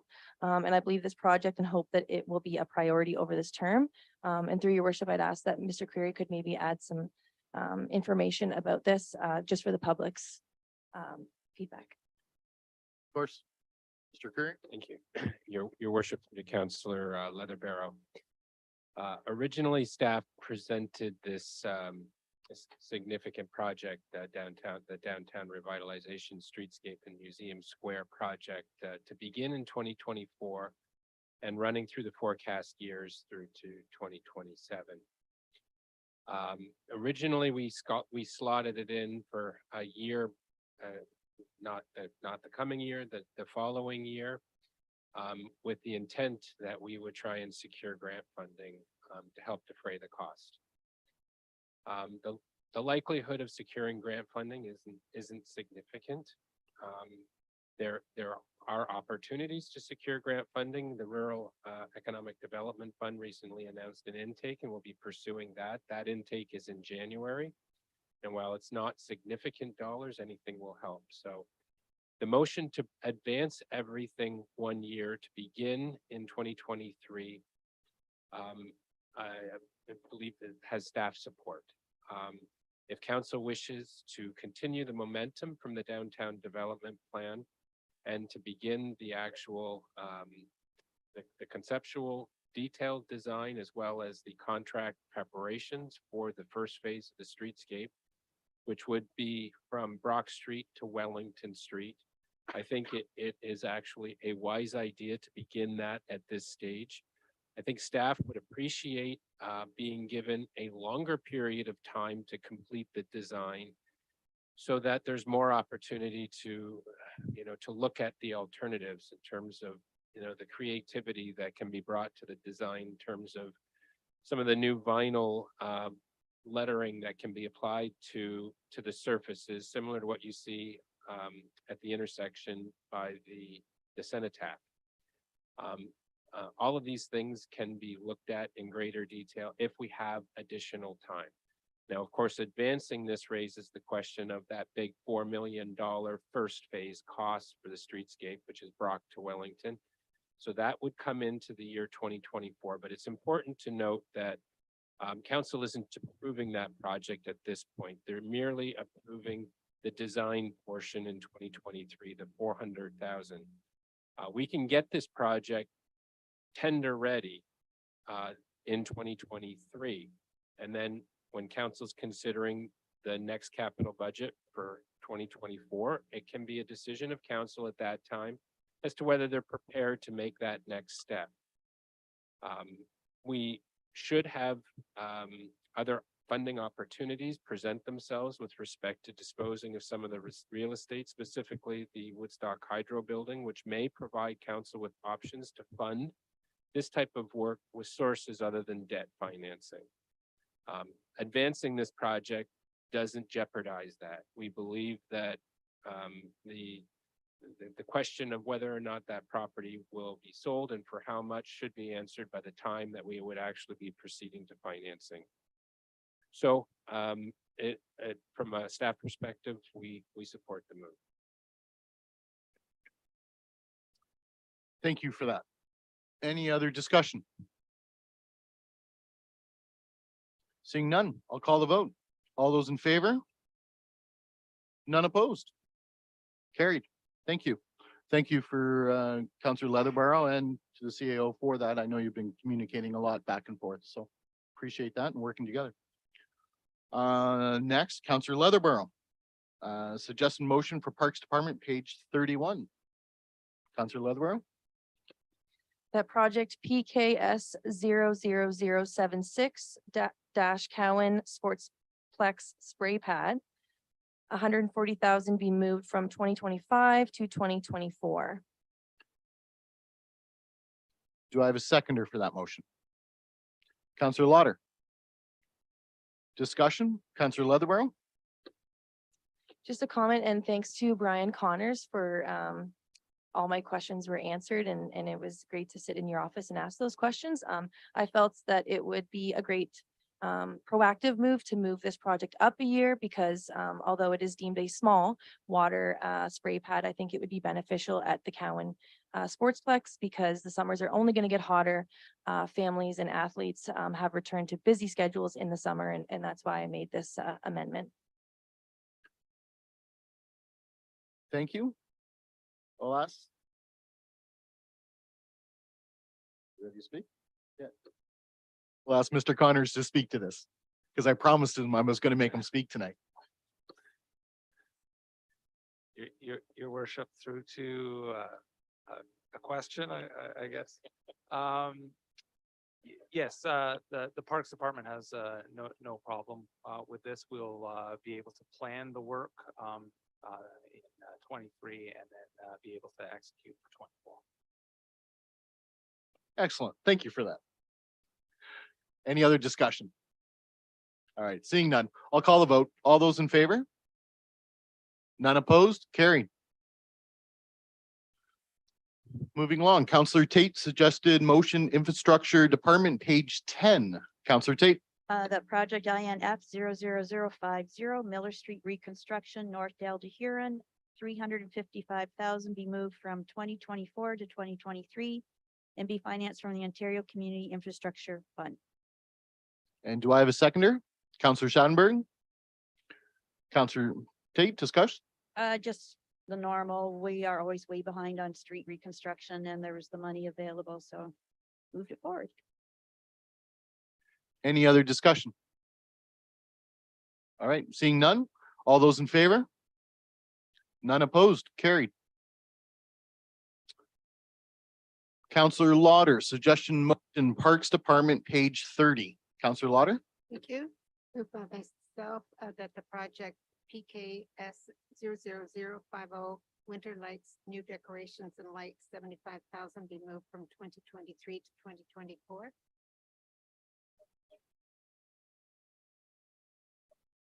Yes, I just asked to have this removed and move it on to 2024. I know it's a beautiful wish list, but I think that just until we see a little bit more development in the museum square, I would just like to see it moved on, and I don't want to see it taken out. But I would really like to see it moved on for 1 year and use that 75,000 in some of these other projects. So, thank you. Any other discussion? Seeing none, I also just quickly comment, I believe that is wise considering the other changes we're making, pulling things forward. I'd agree with this one. So at this point, I'll call the vote. All those in favor? None opposed. Thank you. Carried. Councillor Wheaton has a suggestion motion, Building Department, page 22. Councillor Wheaton? Moved by myself and seconded by Councillor Lauder that the financing for project BLD 00033 Southgate Center renovation addition be amended to include $2,710,000 from development charges, Parks and Recreation, 1 million from Southgate Center fundraising, and 3.1 million from debenture. May I have a seconder for that? Councillor Lauder. Discussion, Councillor Wheaton? I want to first say through the chair to staff, my deep appreciation for your working on this and for hearing my voice. In the original debenturing of a full 5.3 million, when I got doing a little bit of math on the long-term interest rates, there was some concern in my core of my being about asking the taxpayer to increase the amount of tax that they might pay on their monthly bill. And so by moving this money around, it does not have, it should not have an impact on the tax levy for the residents of this community, and continues to allow this project to move forward. So we are in a position where we have not seen these kind of interest rates in a very long time. So being able to look at this new reality, I do appreciate that staff were able to find a solution. Any other discussion? Councillor Lauder? I want to just thank Councillor Wheaton for the work she has done on this, and being on the board at Southgate. We know how important this project is, and as I've said, it's been on the books for 10 years, and this will certainly reduce the amount of interest we'll be paying, and I'm very happy that this is happening. Thank you.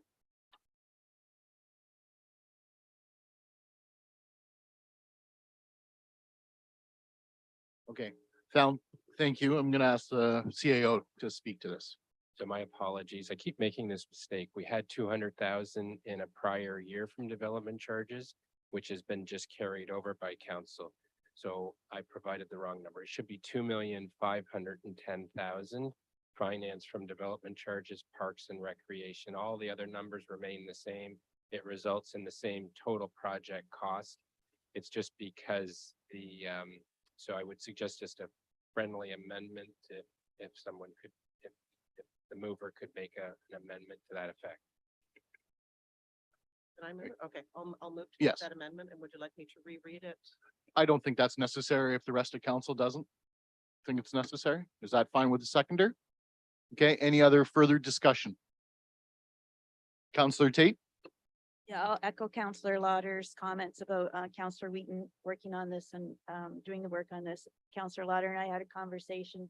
Doesn't matter how long you've been here, you always learn something new. So we had no idea you could take the money from development charges instead of straight to the tax base. So thanks for the work, and thanks to staff for working on it. Any other discussion?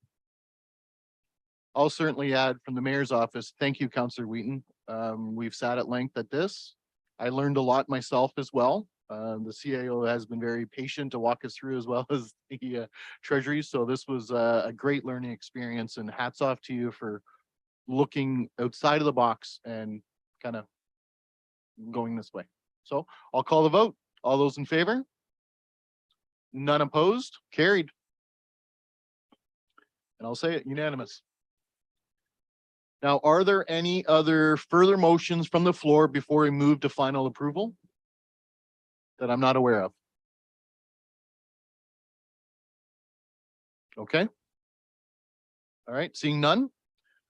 Can I have a mover on the resolution to approve the capital budget as amended? Counselor Lauder, seconded by Counselor Leatherborough. Thank you. Final discussion? I'll move that Woodstock City Council approve the 2023 capital budget and the 2024-2027 capital forecast as amended, and that the Director of Administrative Services be directed to prepare the necessary bylaw for council's consideration. Thank you. Discussion?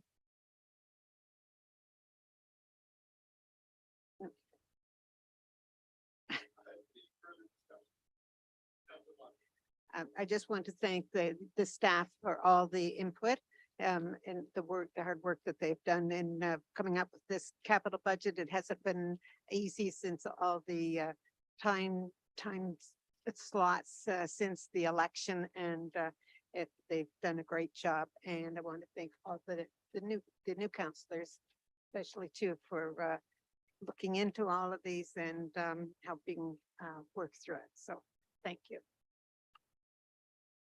Any other discussion? Well, then I'll certainly add that as a new mayor, I really do appreciate it from the bottom of my heart. I really am so proud of our council right now. I believe we started off in more of a negative atmosphere, and we certainly have turned things around by your work. You've all been asking the right questions, asking staff, and I just, again, want to say thank you so much for working together. I'm very proud of us right now for this here tonight. So with that, I'll call the motion. All those in favor? None opposed? That is unanimous. We just passed the budget. Thank you, everyone. First budget. That's okay.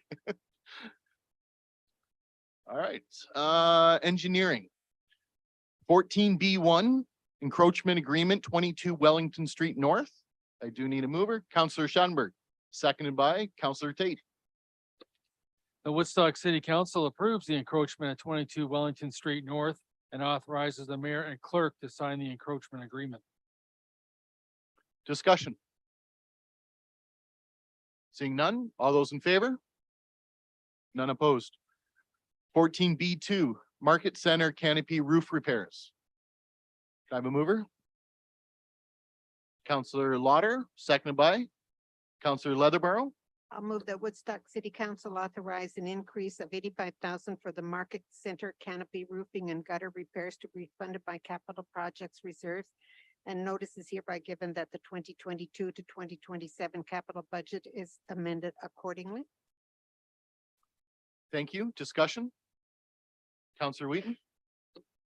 Sorry, just a technical question. Is it 2022 to 2027 or because it's in this current fiscal year? My apologies. I understand now. I asked that same question already today, so it's okay. Make you feel a little better. Any other questions? Seeing none, call a vote. All those in favor? None opposed. Moved. 14 Bill 3, Bill 23, impacted development charges bylaw. I have a mover. Councillor Wismer Van Meer, seconded by Councillor Wheaton. That Woodstock City Council received the report regarding Bill 23 impact to the development charges bylaw as information.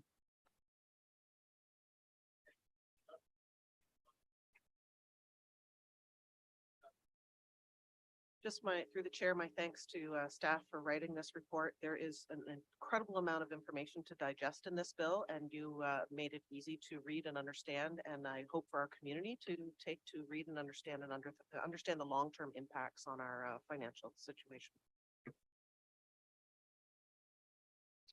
Any other discussion? Councillor Wismer Van Meer. Through the chair, maybe just a general comment or question. Is this information that can be shared through city communications, whether it's through our social media's website, just kind of the impact of what it could look like monetary, so folks in our community fully understand? Not everybody will look through the budgets or look through these agendas necessarily, and I think that sharing this information would be beneficial so that everybody is getting the big picture here. Can you speak to that? Your worship, through to Councillor Wismer Van Meer, that just rolled off my tongue. We can have a discussion with the communications and marketing manager. It is somewhat technical to try to put something like this out on a social media platform. This is where we really miss the media, whether print or more radio. That is a much more effective way of being able to communicate something a little more complicated like this. But we can take it back and see if there's a way to use the other channels. Counselor Wismer Van Meer. Just further to your comment there, Mr. Creary, I would highly suggest and encourage our local media to perhaps pick up on this story and share it. And hopefully, I believe somebody is present here this evening. And hopefully this is something that will be taken back so the public can be more aware. That was subtle.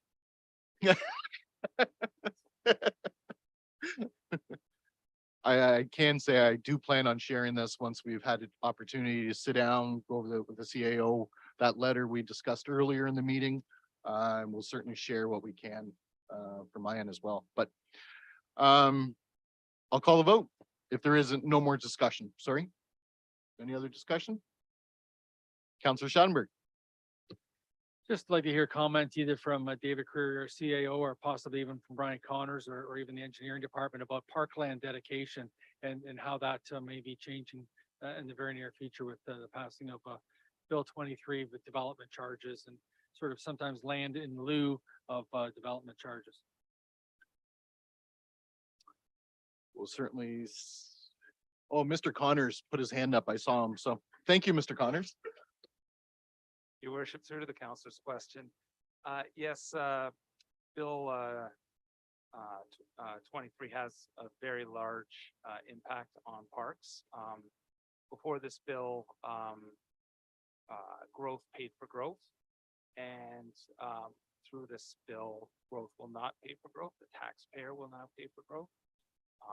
Other issues that arise, there's several, but some of the highlights are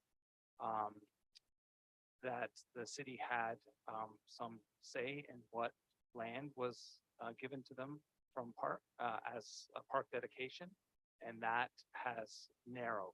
So we could be given more swampy land or land that wouldn't be appropriate to put, playground equipment or sports fields on, but we'd have to accept. So there's several of those new pieces that would certainly change the parks, as well as in a lot of cases, the park dedication dollars are going down as well. So it's going to hurt us both in fiscally, but it'll also hurt us in what type of parks we're going to be able to receive.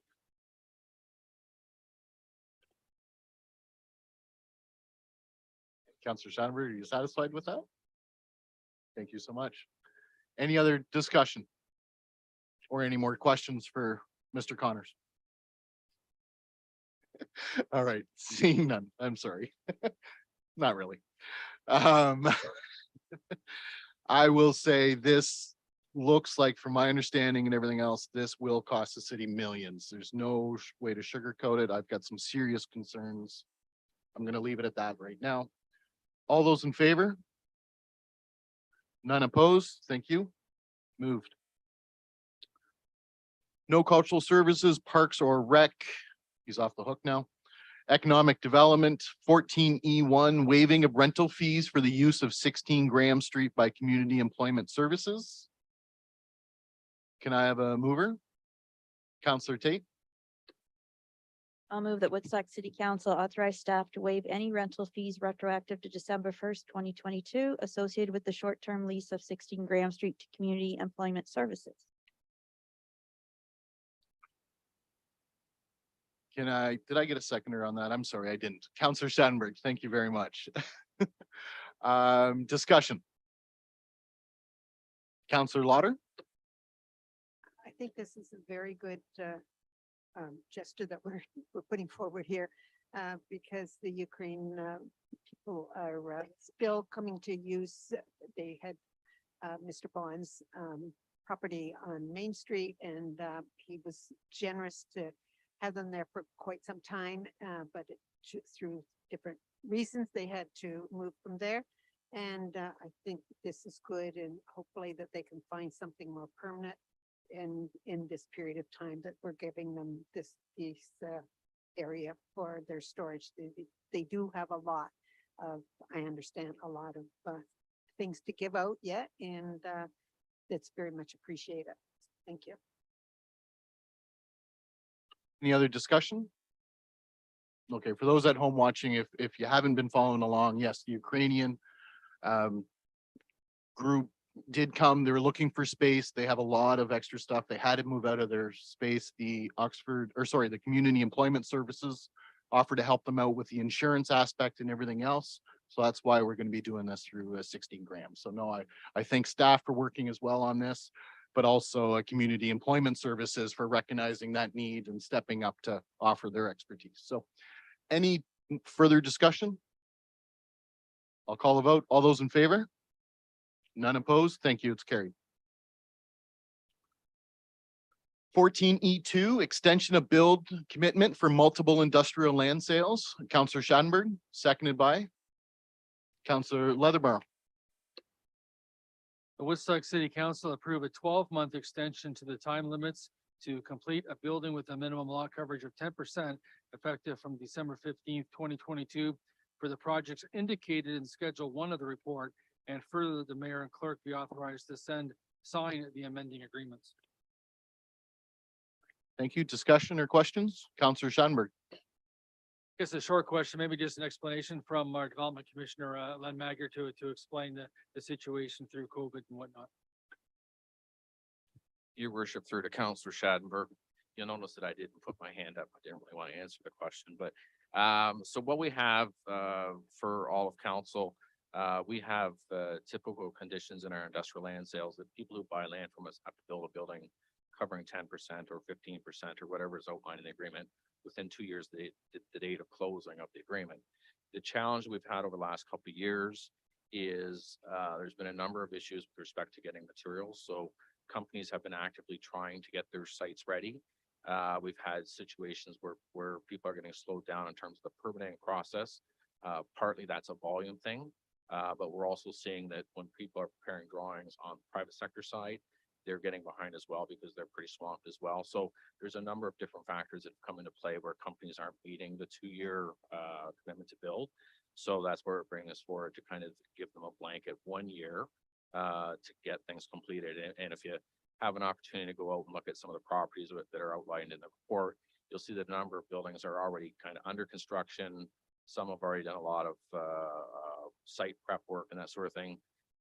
In the one case in particular, waiting for steel. I believe the steel is coming from China. So a lot of these things are just taking longer. So this to us is the easiest way, just to do a blanket report to give everybody a 1-year extension.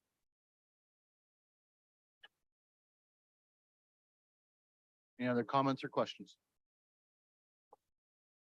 Seeing none, I'll call the vote. All those in favor? Carried. None opposed. 14F1, Sister City Committee composition. Can I have a mover on that? Councillor Lauder, seconded by Councillor Wheaton. I'll move that Woodstock City Council refer the report regarding Sister Cities Committee composition to the bylaws section of the agenda. Thank you. I thought it went on. Thank you. Nope. Questions or discussions on that item? Seeing none, all those in favor?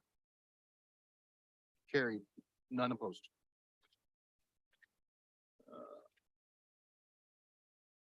Boards and committees. Board and committee appointments, 2022 to 2026. Councillor Schadenberg. The Woodstock City Council confirmed the appointments of members of the public and councillors to their boards and committees as outlined in the report.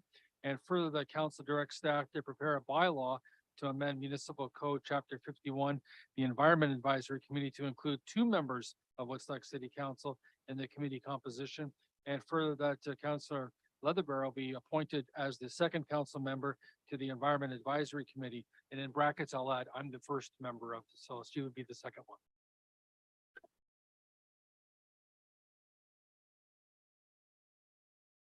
Okay, discussion on that? Did I have a seconder? Good. Okay. Councillor Leatherbarrow. Just wanted to comment that I'm looking forward to being the second seat there alongside you, Councillor Shattenberg. Any other discussion?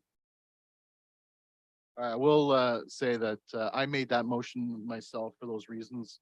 I think the environment is something is important. I think as a council, I would like to acknowledge that more in this term and moving forward. And that's the reason I'd like to have two councillors there to represent, so more city council can get a feeling for the environment committee with all the new changes and everything else. So thank you, Councillor Leatherbarrow, for being willing to step up and go on to another committee. Okay, any other discussion? Councillor Wheaton. I think I speak on behalf of all council, saying our appreciation to everyone who applied for board committee appointments.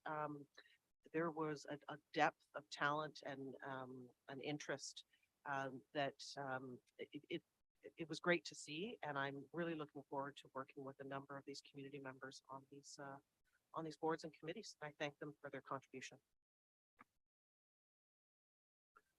I'd like to echo that.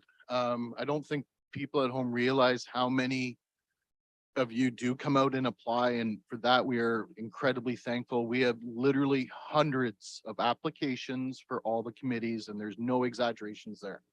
So apologize to those that did not get on. It's not that we didn't look at it and read it. Again, some of the applicants were actually shocking. In all my years of looking at them, I would say this is one of the best intakes and the wealth of knowledge we have. So looking very forward to moving forward in the committee. So best of luck to them. But please, if you are not successful, please continue with the interest here in the community. I always encourage you to go out and volunteer with other organizations. Everyone in this city is looking to have more help. So if you'd like still to give back, we welcome that in so many other ways than just on the committees. So please do that. Okay. Any other comments or questions? Seeing none, I'll call a vote. All those in favor? None opposed, carried. Again, thank you everyone for that. Now our council schedule, 14F3. Can I have a mover?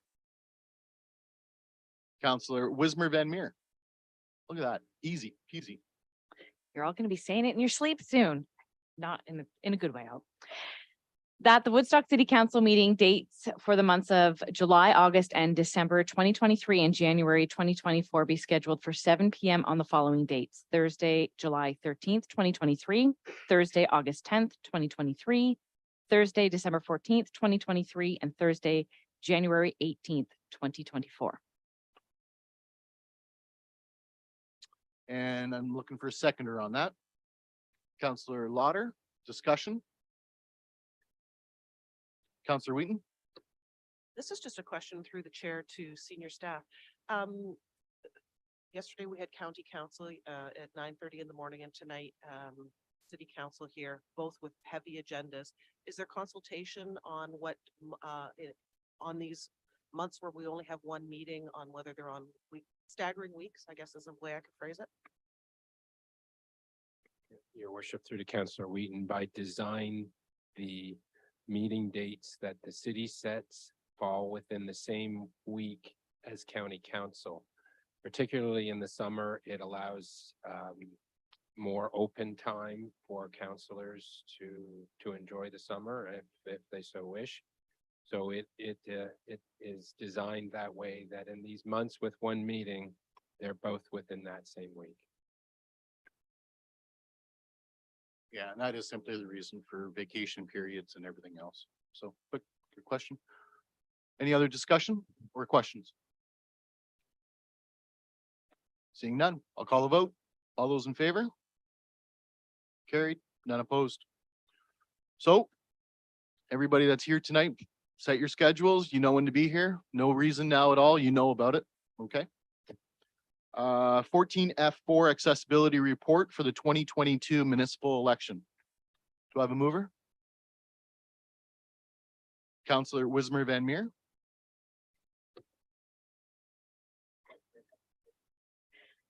That Woodstock City Council received the accessibility report for the 2022 municipal election as information. Discussion? Seeing none, all those in favor? None opposed.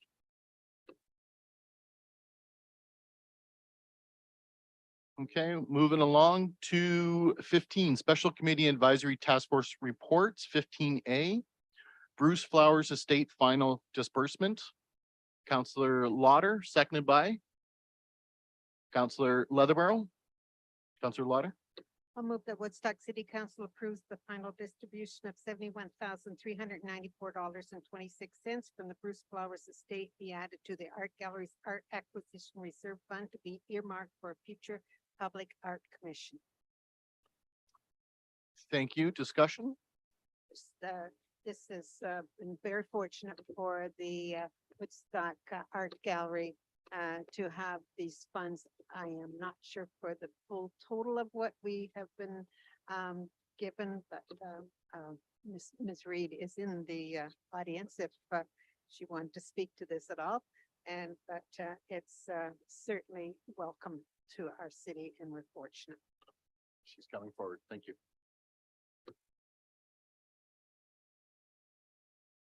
Thank you so much to the mayor through the councilor's question.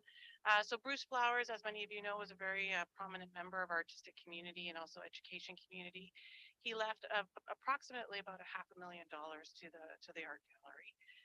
We put a good portion of that, about $400,000, into the investment fund with the hopes that the fund will grow and we can use the investment earnings on that to continue a public art program. Unfortunately, with recent markets, that hasn't happened as planned. And so, you know, this miraculous additional gift of almost $72,000 has shown up in the mail in November. And so the intention is really to park that money in the Art Acquisition Reserve Fund, because that fund just sort of sits there, doesn't go up, doesn't go down, and we'll be able to, you know, realize another public art sculpture once I get the other few on my plate, off my plate.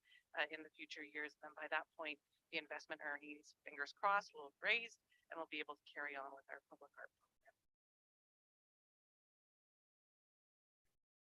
Thank you. Any questions for Ms. Reed while she's up? Okay, seeing none, thank you. Any other questions or discussion in general? Seeing none, I'll call the vote. All those in favor? Carried, none opposed. Moving along to 15B, 130 Finkel Street, request to alter the property under the Ontario Heritage Act. Can I have a mover? Councillor Tate, seconded by Councillor Wismer Van Meer. Thank you.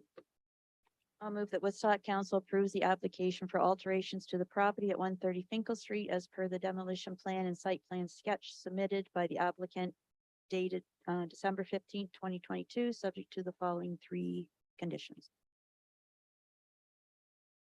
Thank you. Discussion? Seeing none, I'll call the vote. All those in favor? Carried, none opposed. Thank you. No notice of motion. New business. Councillor Leatherborough. Whereas at the regular meeting of Woodstock City Council held on October 21st, 2021, council directed staff to remove the benches and picnic tables in the downtown area until further notice. And whereas to reinstate benches and picnic tables ensures Woodstock's downtown core be both accessible and inclusive to all members of our community. Now therefore be it resolved that Woodstock City Council directs staff to reinstate all such benches in Museum Square immediately and all remaining benches and picnic tables in the downtown area in the spring of 2023, following the final snow removal activities. Thank you. Do I have a seconder for that motion? Councillor Wheaton. Discussion. Councillor Leatherborough. So I put together some thoughts just so I don't miss anything. So don't mind me as I read off my paper here. I brought this motion forward because it's been 1 year since security and bylaw were increased in Museum Square and benches were removed from downtown. This is a new term of council, and as the original motion was written last October, there was never a timeline provided when to expect benches to return. It is my understanding that removing seating in the core was never a long-term solution, and fortunately, we have seen positive changes in the downtown and within frontline services since last October. Additionally, the lifting of COVID-19 restrictions and lockdowns have contributed to where we are today. As of December 1st, Operation Sharing is now operating under a 24/7 shelter model with support from community partners and from the support of Oxford County Council. Buildings are being renovated and more storefronts are opening throughout downtown. The Streetscape Master Plan was adopted on October 6, 2022, and we now have a downtown development officer leading future plans that will contribute to the success of a vibrant core that everyone can enjoy. The Streetscape Master Plan included extensive consultation from residents, downtown businesses, and stakeholders. It was designed with outdoor seating in place. We as a community have more work to do for our most vulnerable community members, and I take this seriously within my role. This motion is brought forward so we can have a discussion collectively on long-term goals and to highlight changes and efforts that have been made within our community over the last year. This is also an opportunity to encourage residents to support long-standing and new small businesses that are fundamental pillars in this community. I believe it is important we move forward with the Streetscape Master Plan, but seating in the core must return so we can ensure that we have an inclusive and accessible downtown. Thank you. Discussion? Councillor Wismer Van Meer. If I was voting for myself, I would be in favor of seating being returned to our downtown, but I was elected to listen to what people are saying. And there has been a lot of correspondence that have come in. I've spoken to a lot of people and they're coming from all sides, and they're coming off also from a neutral perspective where they actually really don't care what the outcome is because it doesn't affect them directly. I've talked to a lot of business owners, but I've talked to a lot of folks who are also shoppers in our downtown. And there is still that perceiving of that the safety level in our downtown is not quite adequate. I'm not sure I've ever quite agreed with that statement of it being unsafe, but I respect where our business owners come from and their concerns and what they've experienced. I would like to put a motion forward that the regarding of the reinstallments of benches and picnic tables in the downtown area be postponed until February 2023. And that is pending the completion of a public and stakeholder consultation and a staff report outlining the consultation results. Okay, thank you. Do I have a seconder on that? Councillor Lauder? Any further discussion? Councillor Tate? Yes, I'd like to thank Councillor Wismer Van Meer for bringing this forward and listening to the stakeholders and various other people that have commented on it. Had a lengthy discussion with Councillor Wismer Van Meer and Councillor Wheaton, giving them a background as to why we came to the decision when we did a year ago about the benches. I did write down a couple things. I didn't want to miss anything. It's a long, involved process that went into it. I'm going to make it as short as possible, but it was 2 years in the making. A lot of discussions, mostly between Councillor Lauder, myself, and Councillor Talbot, because we sit at the county and the responsibility is with social, with the county. And I think our main concern was we wanted to help these people. We didn't want to hurt them. And at no time was this to discriminate anybody. It was to help those people. So from all the people that we talked to, it was police, museum staff, city staff, the workers, the board of works, the parks people, a couple of lawyers. I deal with an organization that helps people coming out of jail, and they house them and what they do. There's a lot of conversations, a lot of discussions, a lot of arguments back and forth of how we would go about it. But the number one issue, and actually the first person that I asked was my brother, who was a police officer, and his comment was, Deb, none of these people want to be there. They do not, when they're not high, they don't want to be high. And if you can't help them get away from where they are, you're never going to help them. So talking to everybody that we talked to, everybody involved, it came back to the same thing. You have to give these people somewhere where they can get help. So you leave them there, they're going to get preyed on. So the issue, and I think everybody will agree, and all the downtown people will agree, the issue wasn't the homeless, the issue is the people coming in on preying on the homeless. They're the ones who brought in the nefarious activities, they prey on them, the drug dealers. So the first issue, the reason it took so long is the first issue was we had to figure out what to do. When it turned out that Sean Shapton was named Director of Operations Sharing, it made a world of difference. So it was easier to come to the conclusion, take the benches out so those people are not preyed upon because they're the most vulnerable. Take them out, get a location they can go to. So the second part was at county. We did the motion for the 24/7 shelter. It's come a long way. We have a long way to go, but it's getting there. And so it's important to me, we are protecting those people we were trying to help. Don't put them back in the same situation. Let this focus be on helping them. So I'm very passionate about this shelter. I think that should be our focus. I don't want to have a fight about the benches. I think that's a waste of everybody's time. I think the important thing is to focus on who we're helping. And the very last issue is the downtown merchants. Without them and the money they've invested in our community and the staff they employ, we have nothing. As I said before, without our downtown, we have nothing. That is the heart of our city. And it's very important. We have a thriving downtown and the new businesses coming forward. They look fantastic. Let's not hinder them. Let's work all in the same direction. Get this shelter where it be. Of course, we're putting the benches back at some point, but I don't think we're there yet. So thank you very much for bringing this forward. I think it's important that everybody has their say, and that's it. Okay, I will ask for more discussion, but I'll remind you that right now we're talking about the deferral itself, this new motion right now. Okay, this is not going back to the original motion. This is going to the deferral motion or postpone, I'm sorry, postponement. Councillor Lauder. Not just sure if my, if my comments are just, I'm going back to the original motion and why I couldn't support it.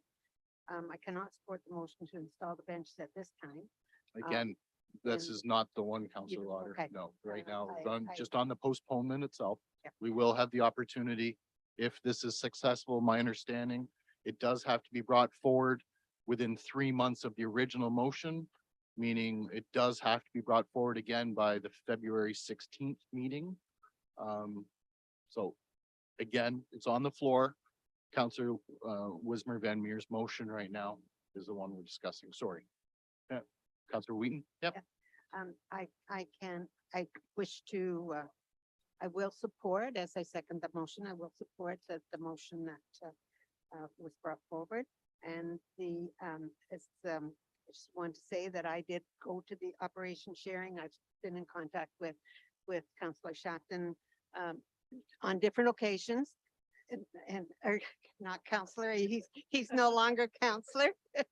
He's no, oh yeah, I'll tell him to come right in. And they're doing a fantastic job. And I just would like to put our efforts into the support, letting this grow. And we know that it's a need in our community. They're doing a great job. He has staff there that can help the people that are coming there, and they are using the facilities, both operation sharing and at the inn. So in the meantime, let's consult with our organizations, the downtown business and the city staff, and come up with the next steps to make this a better situation all the way around. So I certainly am in agreement with the second part of the motion, the second motion. Okay, thank you. Councillor Wheaton. Thank you. Through the chair, first of all, a couple of comments before I have a question. Councillor Tate, I appreciate your time yesterday in our lengthy discussion. We had a very candid conversation that covered a lot of background and a lot of future discussion, and I do appreciate that. I also want to say I really appreciate that back in January of 2022, that you stepped forward at County Council and made the motion for 24/7 shelter. I don't think we would be in a much more positive position today than we were in January without that motion. So thank you for those steps. My question is more of a technical question that maybe we need to decide today is, what does consultation look like? I ask that because This notice of motion was brought forward. It was put out there a month ago. People have had time to digest this. People have had time to comment, send in their letters. Is that a piece of the consultation? Or do we go through a different formal process? I'll leave that at the end of the question for now and maybe circle back depending on. Your worship, through to Councillor Whedon, much of the remarks that, we've received to date, would need to be filtered out, because a lot of the comments relate to the, a lack of consultation as opposed to striking to the core of the question with respect to, bring back the benches now or not. So we would be inclined to begin afresh with a new consultation. If council approves the direction for staff, we would undertake to design a consultation program in the next few days and launch it in likely January, run it through the month of January, closing early February to get back to council for February 17th, because the notice of motion has a life of 3 months, at which point, if it's not dealt with, it expires. So February 17th would be the last council meeting for council to consider the notice of motion from Councillor Leatherbarrow, and if they don't, it would need to be reintroduced. But there's sufficient time, I think, to undertake a survey, whether it, we haven't designed it at this point, so I can't give you specifics. We would first wait for council's direction. It would probably, we may be able to introduce something in the January What's on Woodstock. We still have that a very short window before it goes to print. So we probably be looking at something online, using social media to drive people to the online survey. But we haven't given thought to exactly what the questions are. If council has any specific thoughts as to what will help you make the decision, we invite you to share that with us, because that will help us design the questions that we pose. Councillor Wheaton. Through the chair, just a follow-up question. How do we know as councillors when is the time to initiate a consultation first rather than a motion? And I ask this because during the delegation, Mr. Zabian said, how would you feel if a 10-story building was approved in your backyard and you weren't notified? Our process is that a motion comes forward, we go through the planning process. So there are mechanisms in place to allow people time to comment, arrange for a delegation, submit their letters. What is different from that and our role of the typical rural council and a consultation process? And I'm sorry if I don't want to get too far into the weeds. I just want to understand what to expect and what the community can expect. 2 years from now, we have a totally different situation. How do we know when to consult and when to put forward a notice of motion? That's your worship, through to Councillor Wheaton. That's an interesting question. As you know, for planning matters under the Planning Act are subject to regulatory public consultation. So there's statutory public meetings that have to be held to give the public an opportunity to share their thoughts on any planning related matter. And that's what happened on Monday and tonight. So to the question of in what circumstance should council be seeking public consultation, much of that is discretionary to council. If it's an issue with significant public interest, we would always suggest council undertake engagement. Public engagement is always advisable whenever possible. And an example would be if we're changing our public transit routes. We know it affects people. You want to hear from people. So there's actually a standing council policy that directs, like we will do a public consultation before we tamper with our public transit routes. So there are these kind of things that are programmed, but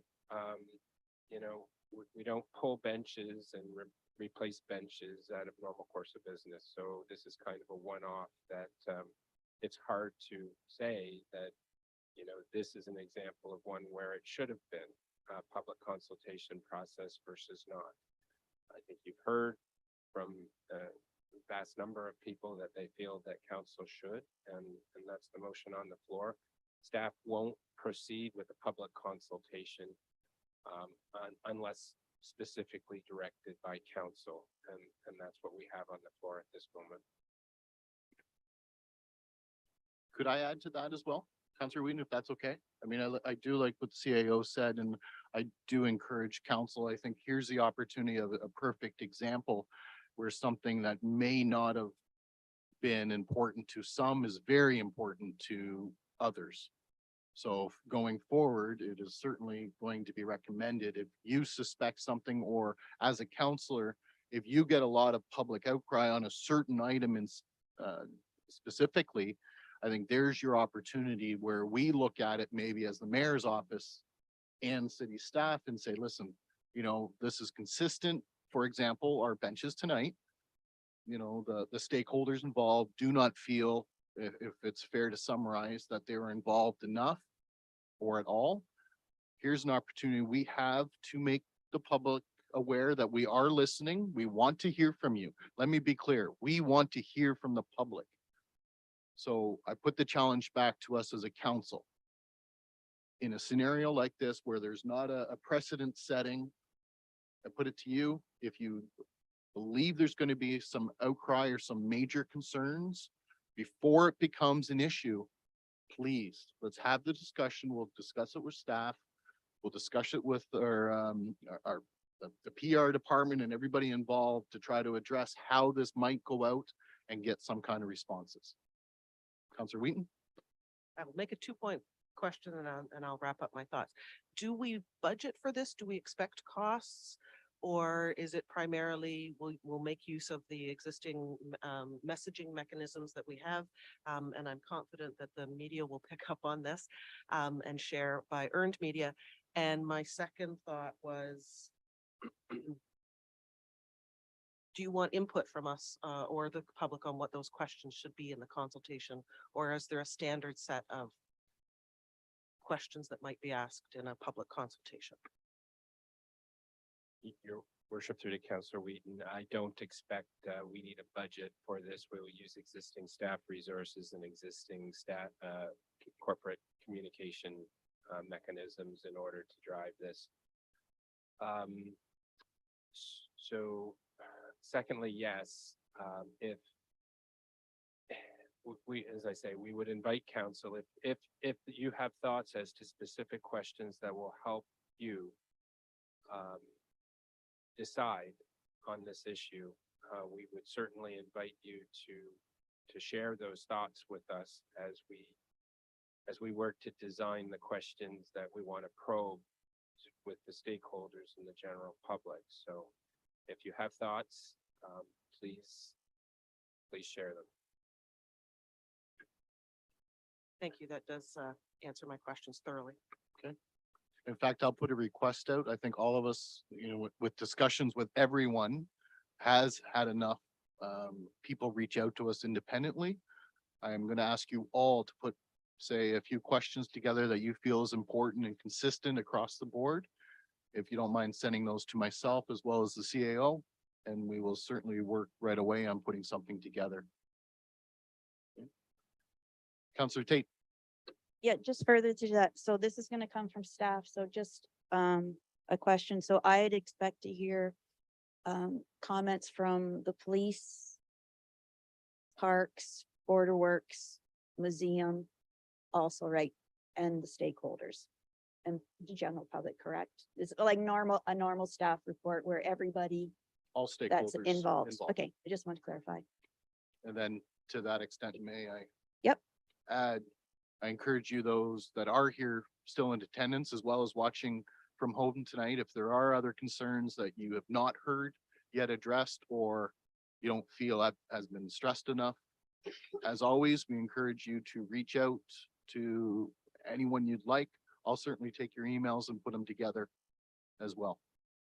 Counselor Tate, I sorry. think, Counselor Wheaton and I touched on this last night. She made a good point.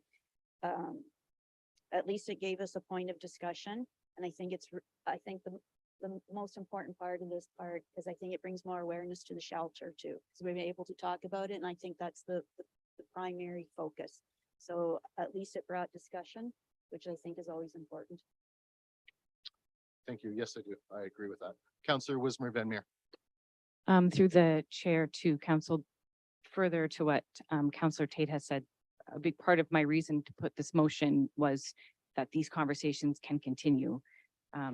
We are dealing with an unfortunate situation, but as Councillor Tate has just mentioned, we have some great light on the horizon with what's happening at our shelter. And I had a great conversation with Sean Shapton earlier this week.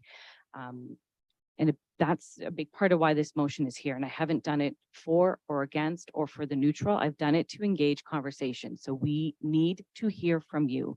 And as Mayor Accioni has said to those correspondents that are still here, I encourage you to please, please, please, and get your fellow business owners, your neighbors, whoever you feel you've spoken with to respond to this, because that's what's crucial in making these decisions. And we need to make the right ones for the betterment of our community. And we need to do this as a group, as a team, as a whole. And that is the goal of council. And that's the goal, I think, of our community. So please, as soon as we're ready to get this out, share it, have these conversations. Let's keep talking about what we can do to help our vulnerable population as well, and not just about putting seating in our downtown. Any other further discussion on the postponement of the motion? Counselor Leatherborough. Yeah, through your worship, just a comment. I wanted to say that I think we've all had conversations about this, and I was elected specifically on community engagement. And I think that good conversations have come out of this, as well as a newly developing team.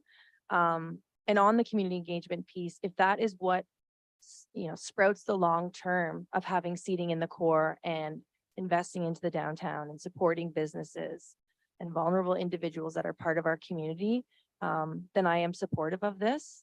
I just hope that we do not lose sight of the fact that there were short-term solutions and there were long-term solutions, and there is so much to be proud of. And even if we benchmark, no pun intended, a year from now, we need to recognize where we're moving. This is a new term of council. And I truthfully took every positive and concern very personally and very deeply. And I really just want the best for downtown, as does everybody else around this horseshoe. So thanks. Thank you for that. Any other discussion again on the postponement of the motion? Okay, so just to be clarified for everybody here tonight, as well as at home, this is not a vote for and against putting the benches back. This is a vote right now simply to postpone the decision until the February 16th or 17th. Sorry, I don't have my calendar right here in front of me. 16th, thank you. Till the February 16th, giving what I believe stakeholders enough time to feel involved, be part of this conversation, so that when council votes on this on February 16th, everyone is feeling engaged. Okay. For that, I'll call the vote. All those, sorry, more discussion. My apologies. Councillor Wheaton.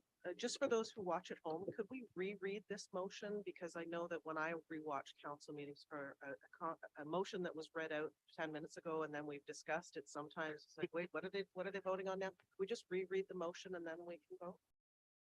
That would be fine if Councillor Wismer Van Meer would like to reread just your portion of the motion. Thank you. That the motion regarding the the reinstallation of benches and picnic tables in the downtown area be postponed until February 2023, pending the completion of a public and stakeholder consultation and a staff report outlining the consultation results. Okay. I'll call the motion, or I'll call the vote. All those in favor? Carried, none against. It is postponed until the February 16th meeting. Thank you so much to all the stakeholders, everyone involved in this. I want to use this as proof. We do care. We want to hear from you. Thank you very much to the public. This is what governance is about here in the municipality. Keep it up. So thank you to council for recognizing that as well. Thank you, Councillor Wismer Van Meer, for working on the wording and everything else. And I think this is great. So thank you. That is carried unanimous. All right. Moving along, because it's getting late. 18 draft bylaws. Councillor Leatherborough. I've run out of water, so pardon me, I'm a little parched. Moved by myself, seconded by Councillor Wheaton, that the following bylaws be given a first and second reading. 9556-22, a bylaw to amend zoning bylaw 8626-10 as amended. 9557-22, a bylaw to provide for an interim tax levy. 9558-22, a bylaw to authorize the borrowing of $5 million. 9559-22, a bylaw to amend municipal code 62 Sister Cities Committee. 9560-22, a bylaw to amend municipal code 16 procedure bylaw. 9561-22, a bylaw to amend zoning bylaw 8626-10 as amended. 956-22, a bylaw to amend zoning bylaw 8628-10 as amended. 9563-22, a bylaw to amend zoning bylaw 8628-10 as amended. 9564-2022. Let me try that again, sorry.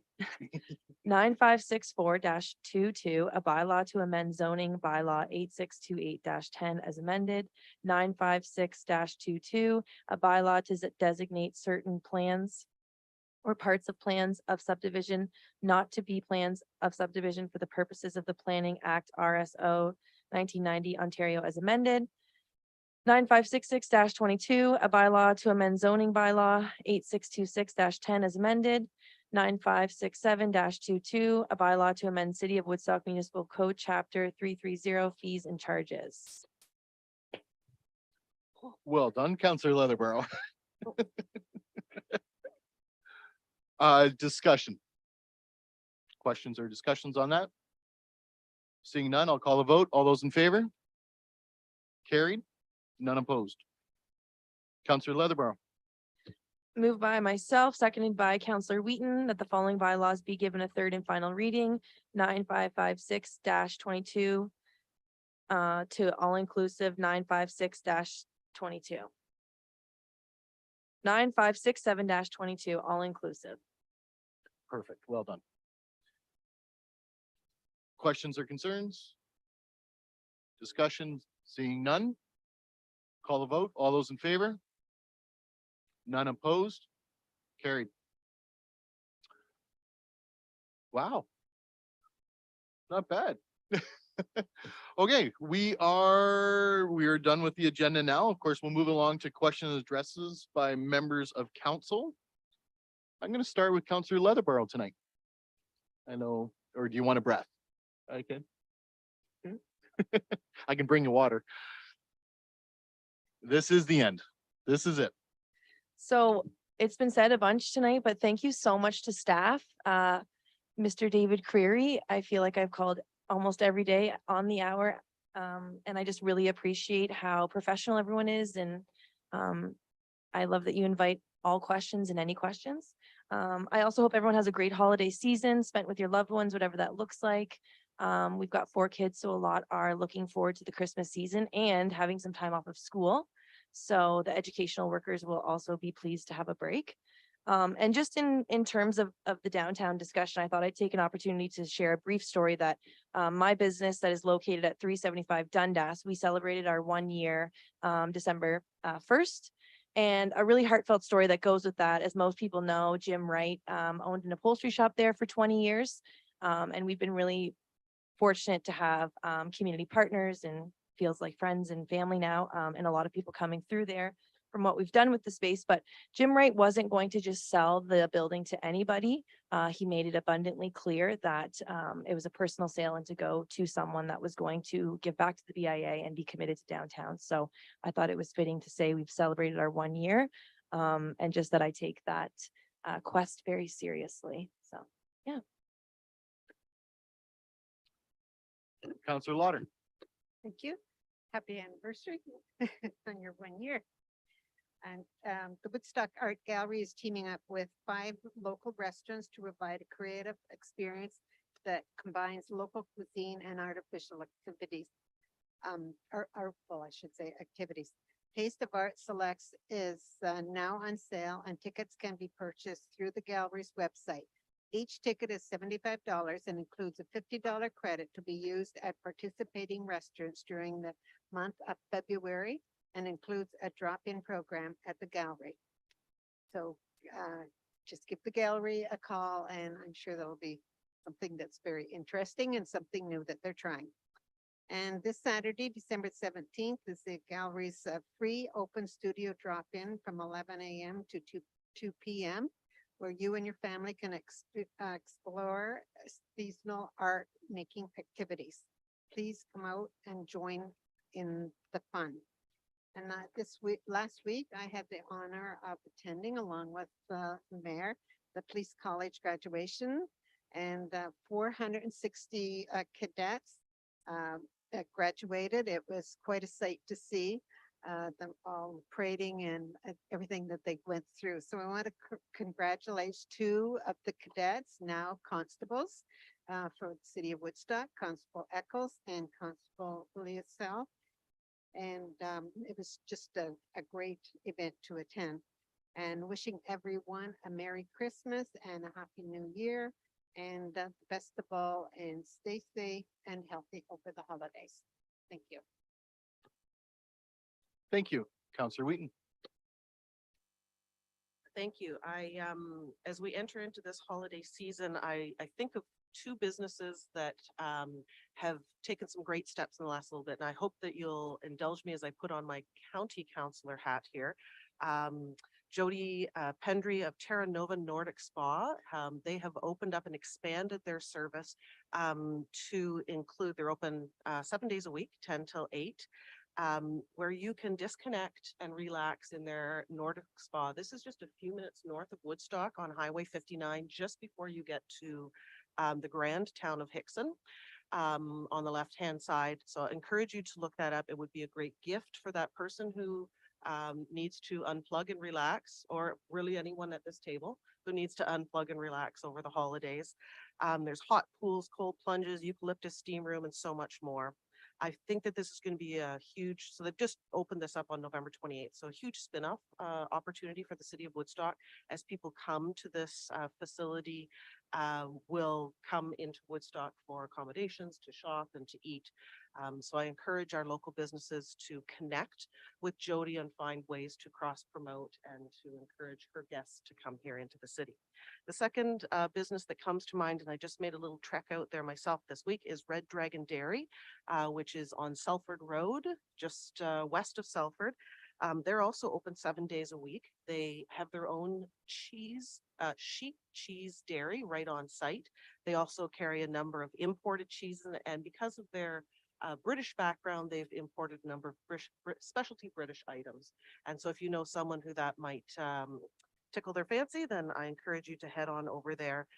Ellis and his family have done a fantastic job building a nice business there in Southwest Oxford that does contribute to our overall economy. So those are 2 places that I think are very seasonal.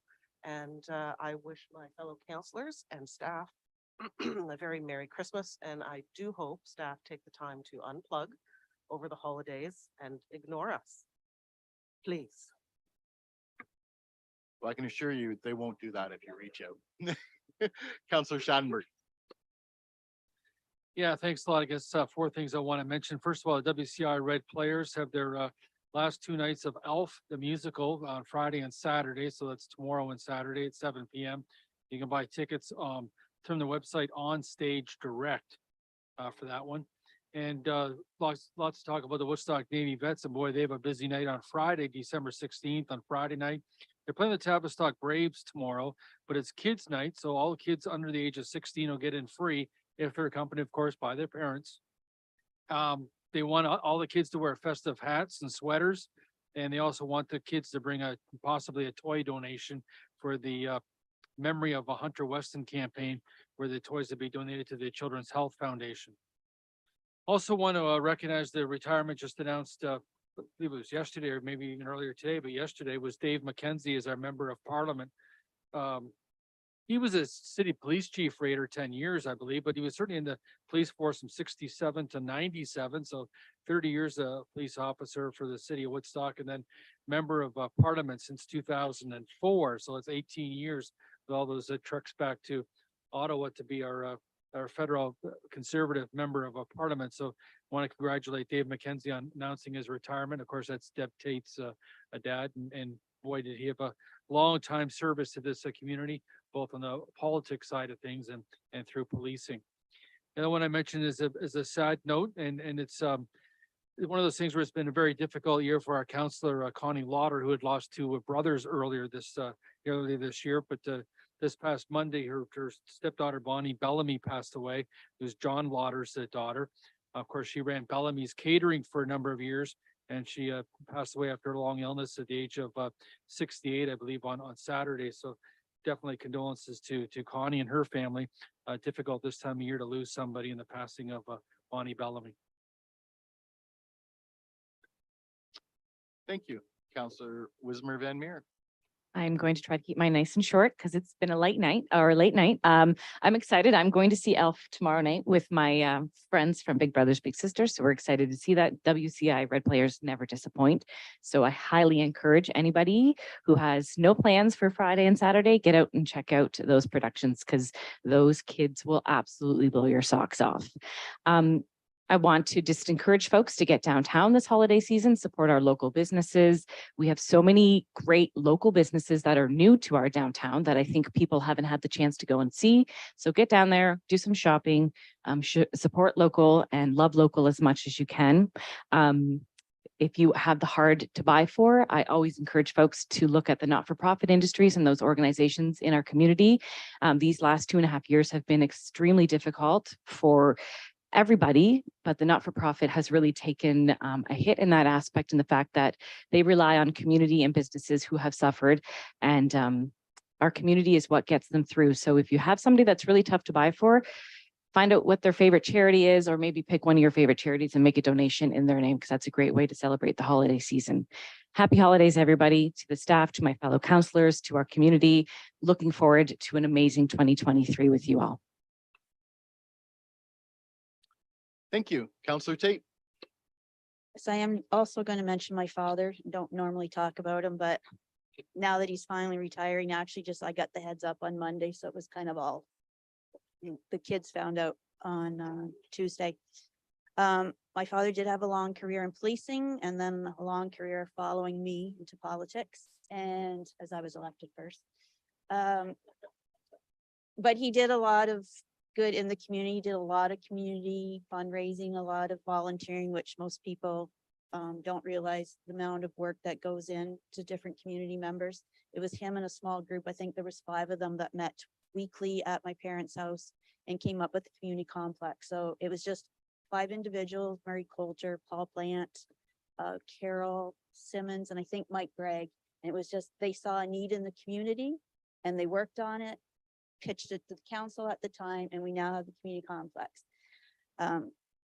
He's always given me fantastic advice. He doesn't say a lot, but what he says you should always listen to, because it's always very well spoken.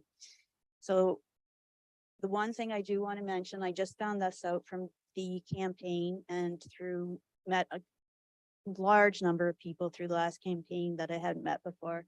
And Ali, I just met him through the campaign, great person, but I found out his brother, my dad helped, I think it was 10 years ago. He had a problem. He was trying to get his wife and child over and nobody would help him. Went into my dad's office and they got him over. It was such a great story. I'd never, because my dad doesn't talk about anything, so you never hear it. And a great family. I am honored to be friends with them now, and I'm so happy to hear that. And my last thing is just to wish everybody a Merry Christmas. It can be a stressful time of year. One very important piece of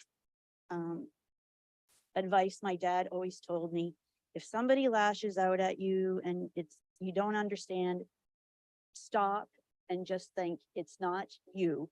There's something going on, so you have to be considerate of that person. Don't get mad, don't get angry. So this is a stressful time for some people. So just remember that, step back and remember that person probably needs some help. So have a good, and Counselor Lauder was going to make a comment, but Mark touched on it. It's been very difficult. I don't want to make you cry, but it's been very hard.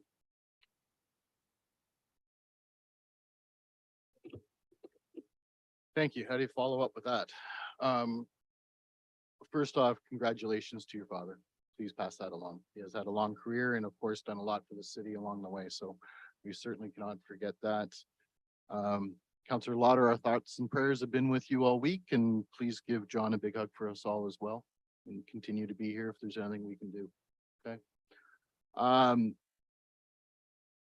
From there, my daughter popped in this afternoon and it was the cutest thing ever. If you know a 19-year-old these days, you know, you just love spending some time, but she popped in today and made me realize it's been 1 month today since we've been sworn in as a council. 1 month today already. And I gotta say, and I've said it already tonight, but I am very proud of us. Where we've started to where we are tonight, I'm not sure if you realize this, but we have come a long ways in a very short period of time. I'm very encouraged. We will continue to work together. We will not agree with each other all the time. Don't get me wrong. This is not pretending. We don't want to. But when we sit, we've just proved when we sit and we listen to everyone involved, including stakeholders, there will be a resolution that is good for everybody here in this room, for city staff, but more importantly, for the general public. So from my family to yours, I wish you all a very, very Merry Christmas, a happy holidays. However you celebrate your holiday season, please enjoy it with your family. Okay, family is key. We are a family here in the city hall. I encourage you to remember that every single time we come in here and we have a discussion. We will work together. We will disagree some days, but that is okay. At the end of the day, if it's better for the public, we've done the right thing. So, I'll stop there with before I have anything. Everybody knows me. I am an emotional guy. My daughter got me this afternoon. Let me tell you, she got me good and showed me some pictures of that night, and it was special. So please shop local, buy local. Let's continue to love local. These are our neighbors. These are our friends. This is what makes us Woodstock. Please continue to do that. Spend their hard-earned dollars here. A lot of companies have gone through some tough times. Let's recognize them by spending wherever we can. With that, I'm going to call for an adjournment. Councillor Wheaton, second by Councillor Leatherborough. All those in favor? Merry Christmas, everybody. Happy holidays. And we'll see you in the new year.